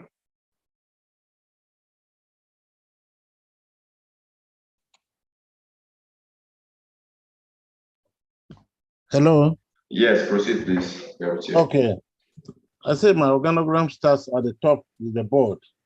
Yes. Then there's the ED. Okay. Then there's a reporting line directly below the ED is the program coordinator. Okay. Then reporting to the ED, there's a linkage between the web administrator and the program coordinator. Okay, good. And there is a direct link between administration and the finance to the ED. Okay. Directly reporting to the program or relating with the program coordinator are the online resources developers. Okay. And then you have trainers and faculty members also below. Then I have a dotted line to the program coordinator and created units such as training planners, Okay. course development units, training materials units, course scheduling units, and communication units. Beautiful. Okay. Thank you so much. Thank you. Thank you. So now what we also do is, while we are presenting here, snap it and drop it in the chat room. Everybody should snap and drop in the chat room while we are presenting here. For those that can't present here, just do that now. I'll make my recommendation on general after everybody has presented. I'll make my observation. Okay, so next person, open your mic. Next person should open his or her mic. I am on the group now, looking for who has snapped and dropped his or hers. So the line is open for Felicia Egbabara to give us what she has made. Okay, good evening, everybody. Good evening, ma'am. My organogram is as thus from the top to bottom. Okay. I have the directors. Then next will be since it's a training institute, okay. I have associate directors. Then I have next the project management officer. Then along the under the project management officers, I have the project business management process people. Okay. Then I have the project business management training group. Then I also have along that line the people in charge of administration. Who are they reporting to? Pardon? They are reporting to project management officer. Okay, project management officer. Yes. How many people are reporting to the project manager of the project? Three, the last three groups I've just mentioned. The management process people, the Sorry, can you repeat that again? How many persons? Pardon? How many persons are reporting to the project monitor, project officer? Three. Okay. Three departments. Okay. Yeah. So, and the under the management project business management training group. For them, they have the training, the people that will be in charge of planning for the training. When we have I have here the course development team. I also have those that are in charge of the training materials. Then I have those in charge of the course scheduling. Then the last group under them, under these people will now be those in charge of communication. Okay. That's all. That's all. Hold on. What of your finance team? Where did they come under? Ooh. All right, thank you so much. All right, so who's next? All right, so someone else. Hello. That's a good one. That's a good one. Thank you. Who is speaking, please? Good afternoon, sir. Good afternoon. I'm Mr. Latisi Najim. Okay, let's see. All right, thank you. My organogram is like this. I start with directors. Then under the directors, there's a line there, the reporting line. Under directly we have DG. That's okay. We have a DG here. Then we have under the DG we are having TC. That's a training coordinator, stroke training manager. Okay. Under it, okay, there's a straight line. Okay, that's a reporting line there. We are having training under the training coordinator. Okay, the training department there. Okay, we are having two lines there. Okay, two reporting lines leading to resource department. Resource department, that's where we have appropriate people, competent people that come for the program, for the training program, right, that deliver paper resource materials. Okay. Then we have another line there under the training department. We are having that's finance and admin, that takes charge of things like course, whatever time. Who does the finance and admin report to? Yes, finance and admin reports there. Reports to who? They report to, okay, since they are sections, right? This resource department and finance and admin, these are two sections within the training department. They report to the training coordinator, stroke training manager. Yeah. Okay. Yeah. Okay, continue. Is that all? Yeah. That's all where right. that's where I stop. All right. Thank you so much. Thank you so much. Yes. Who is next? Hello, I'm next. Yeah. Ahmed is my name. So I put it this way. I know as IIPM is a training organization, and it keeps its workforce minimal, but yet very efficient. So this is how I drew mine. First, there's a board. The board, then deep down, there's an arrow that goes down to the MD, CEO, right? The MD CEO reports to the board, right? Now the MD CEO is assisted by a DMD. Okay. Right, that's the deputy managing director and deputy CEO. Now the deputy CEO has three persons reporting to him. The first person is the ED training. The second person is the chief financial officer, and the other person is ED corporate services. So under the executive director training, we have the curriculum development, we have faculty, and we have trainers. Okay. Then under the CFO, we have the finance and accounting units. They all report to the CFO, the chief financial officer. Okay. Yeah.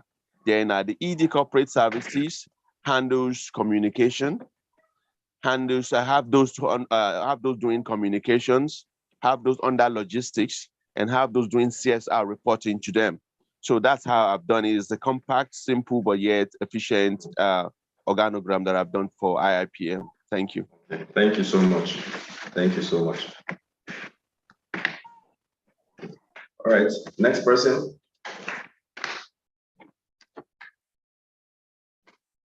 We have Dr. Alex, Excellence, Innocent, Jumai.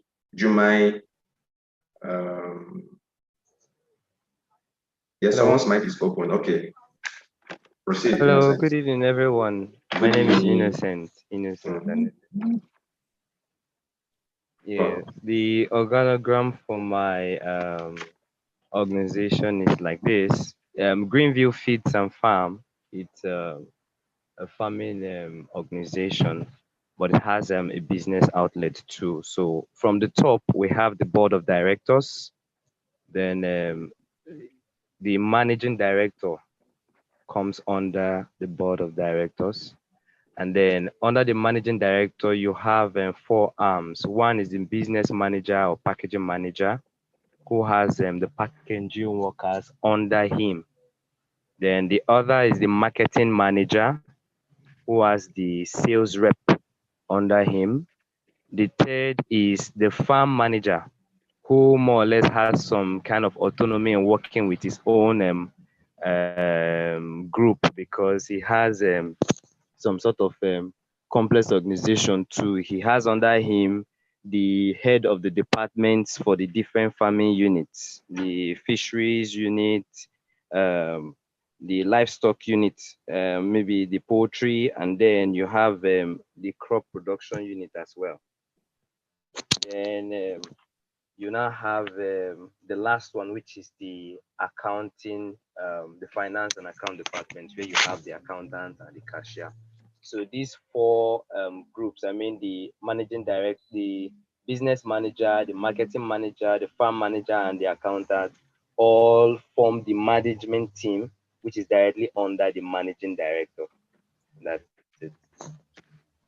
All right, thank you. I just allowed you to present, even though maybe you joined late. The instruction was to present, to develop an organogram for IIPM, but you also did a good job. Thank you so much. We will take. Okay. Yes, I joined in late actually. Okay, no problem. You did well. Thank you for the attempt. We will just take 2 more now. We'll take 2 more now, and we'll round up the class. We are far spent. So just 2 more persons, and we'll round up. Can you mute your mic, Innocent? We'll take 2 more, and we'll round up. Now, let's see who are the 2 lucky persons to present.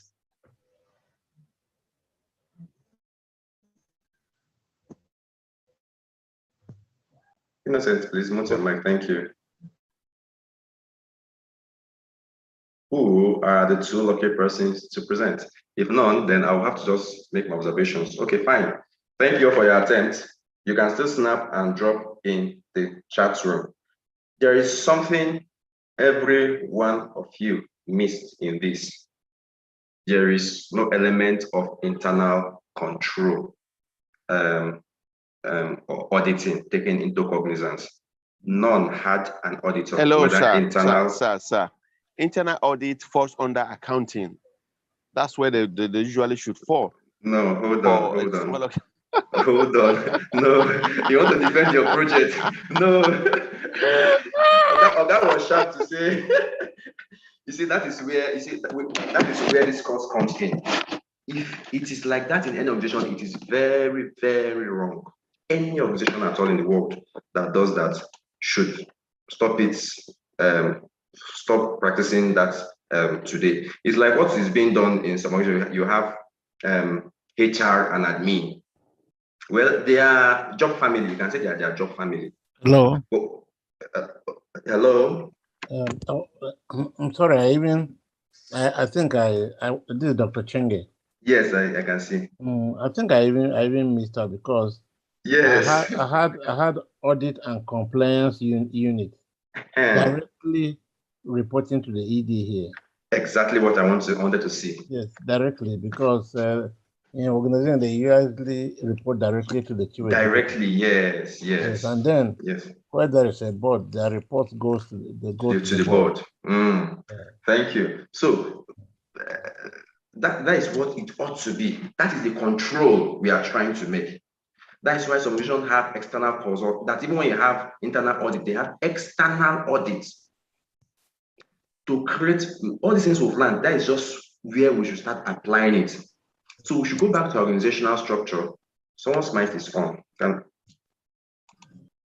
So we should go back to organizational structure and see how we can ensure that there is a process. Now, let's use one person here. I can't remember who did. I'll just join it. So director to the DG, from DG to CCM, corporate training manager or corporate training officer. You have material resources, training development, and finance and admin reporting to that. So if finance and admin now in one department is, for me, it's a risk. Why is it a risk? If they need office supplies, they raise it within their department, raise the amount within the department, and send it straight for approval. Who checks to see the price? So there's purchase risk in this. There's purchase risk in this. Okay, so there is also, which other one? There's one of them we have here that has the board, the MD, DDMD, CFO, EDT, that is Executive Director Training, Executive Director Corporate Services. Very beautiful.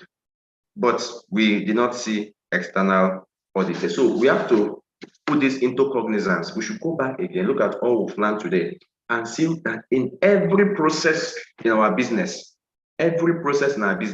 there is somebody that is checking the business process. There is somebody that is checking the business process.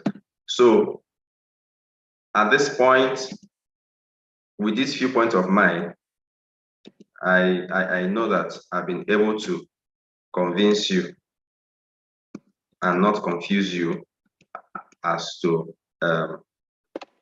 policy. So let us now go back. This is where we round up the class. Go back and look at, let's type in the chat room, various business processes you have in your organization. Various business processes you have in your organization. What you're going to type is this. Type a name of a policy to guide that process. For instance, let me give you an example. Document management policy. In that policy, you should be able to tell us how. So just type the name of the policy. Don't tell us what the policy does. Just type, I can give you another one. Asset management manual. So let's go in the chat room. Everybody should participate in this now.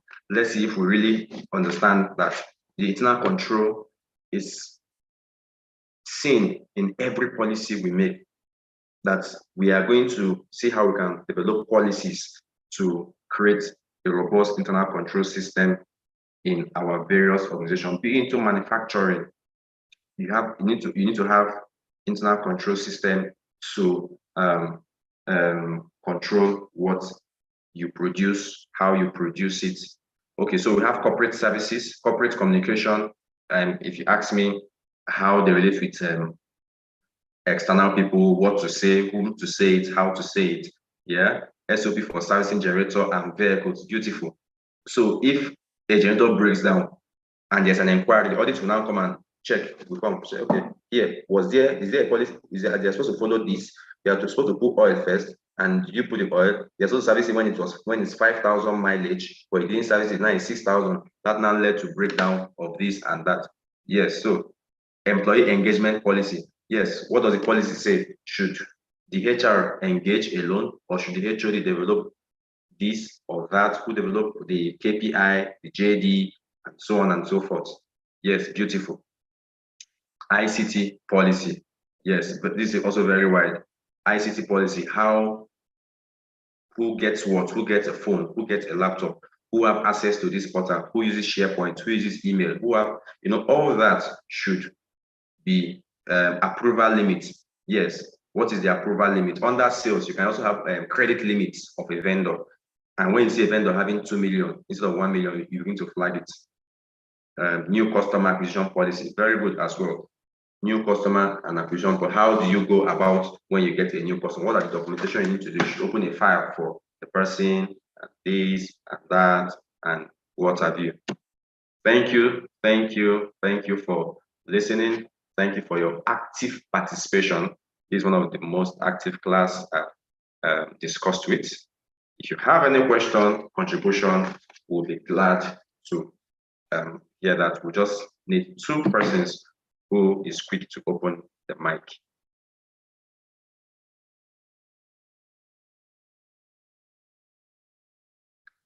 Two persons. Okay. Doctor, please. Yeah, thank you for your exhaustive and thorough lecture. It takes me personally to the rudiments of so many other trainings one has attended rather. And this and you made it so simple that even without joking, one can run through the points if asked a question. And there was one particular aspect about fraud that I quit because toward the last, he was so fast in changing the slides. I was making notes in some cases, but I snapped the one that had to do with accounting. Okay. Yes, because I'm supposed to do, while reflecting on certain questions to ask some people. I'm helping one international organization with their recruitment. Okay. And we have account staff to recruit. And I was looking at some of the things you said, and I said, look, these are the things that people need to know, like this, detecting fraud in accounts department. How do you do it? It sounds simple, but it's a very vital question. I want to thank you for that. I can see it. I have taken note of it. And then the other thing that you did mention about staying late in the office, I think it depends on the situation and the task that you hold. I want to use myself as a practical example. As a very young admin officer, I found myself working in the government house under the military administration. And the military governor would go play tennis. He would leave office around 3, play tennis at the back of the government house. But he had a policy from the tennis distance, he will walk in with his shorts, get to his table, and he will tell us, gentlemen and ladies, whatever is on your table, make sure you clear it. Because tomorrow morning, if we hear fellow Nigerians on your radio, don't head towards this way. You know, the military were in the era of Yes, cool. of course. Yes, of course, I understand.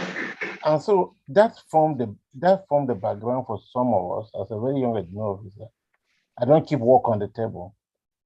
But finding myself as a director of administration today, you discover that as a director of administration, you waste half of the day, if not 3/4 of the day, going in from one meeting or the other. Very correct. Then the only time that it's left for you is to do work at the end of the day. So someone like me, I stay late, not because I want to stay, but I have a policy, that policy that I was taught, don't leave anything on your table, no file. So I stay back to treat memos and things like that each other day. Okay. So thank you so much for. Thank you so much. Yes. Thank you. That what you said is very correct. There are also special occasions, definitely. Myself, now I know I work very late as well. But like I said, because I want to get tax done. Adult inpatient assessment policy. Yes, adult inpatient.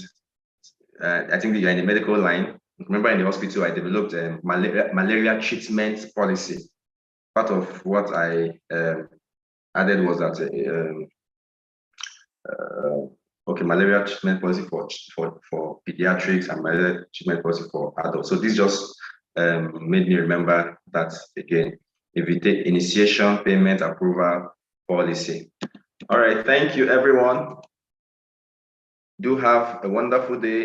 You can do well to follow IIPM on all social media. Just type Integrated Institute of Operational Management on all social media, and you will see them pop up. Myself, just hashtag SME Doctor on Facebook and LinkedIn, and it will take you straight to my page.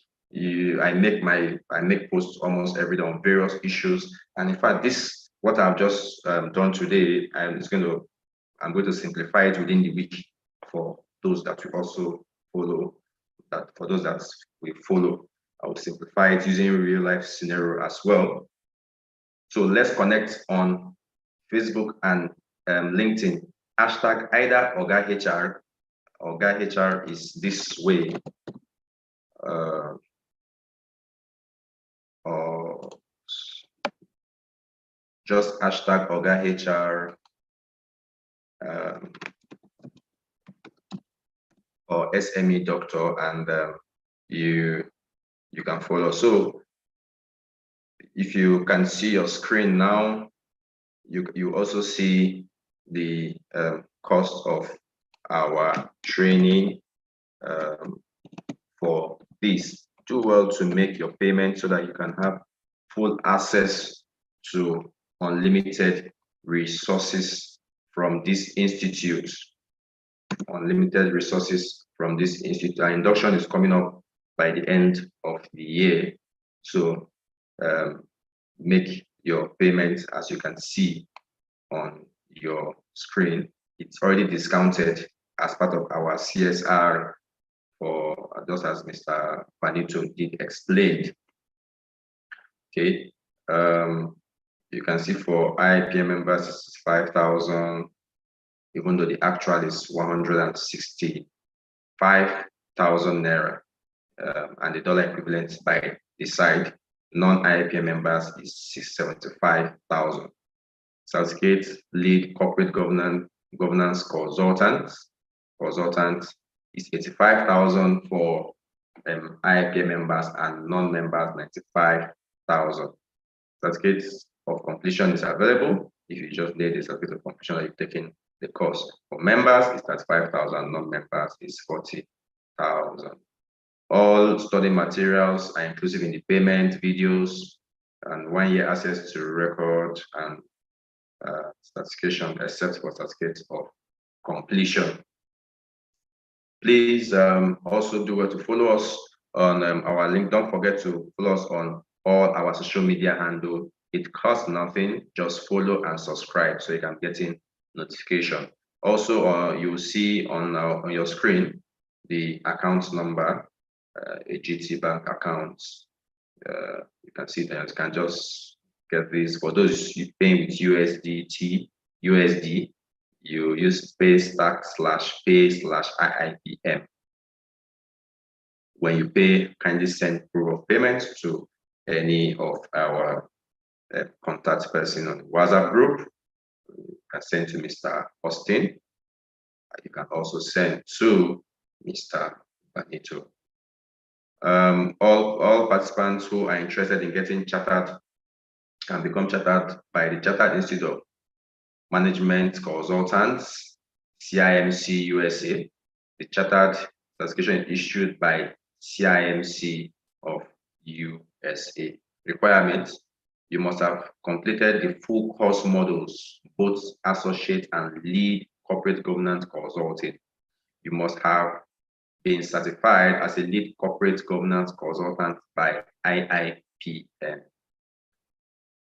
Associate holders of this corporate governance consultant holders should need to upgrade to lead corporate governance consultant to apply for chartered. All right. The fee for these is $600 or its equivalent. All right. We want to see your review on LinkedIn. For all of you that's on LinkedIn, make a post on LinkedIn on how you had the course with IIPM. Tag IIPM as you make that post, both on LinkedIn, on Facebook, for those who are on Facebook, on Instagram, and on YouTube also. Invite family and friends if you've gotten value from this lecture. I will see you again next time. I am Ikenna Okafor, also known as SME Doctor. I diagnose and treat small and medium enterprise. Do well to give us a Google review that is posted in the chat room now. Kindly go ahead and give us a Google review on that.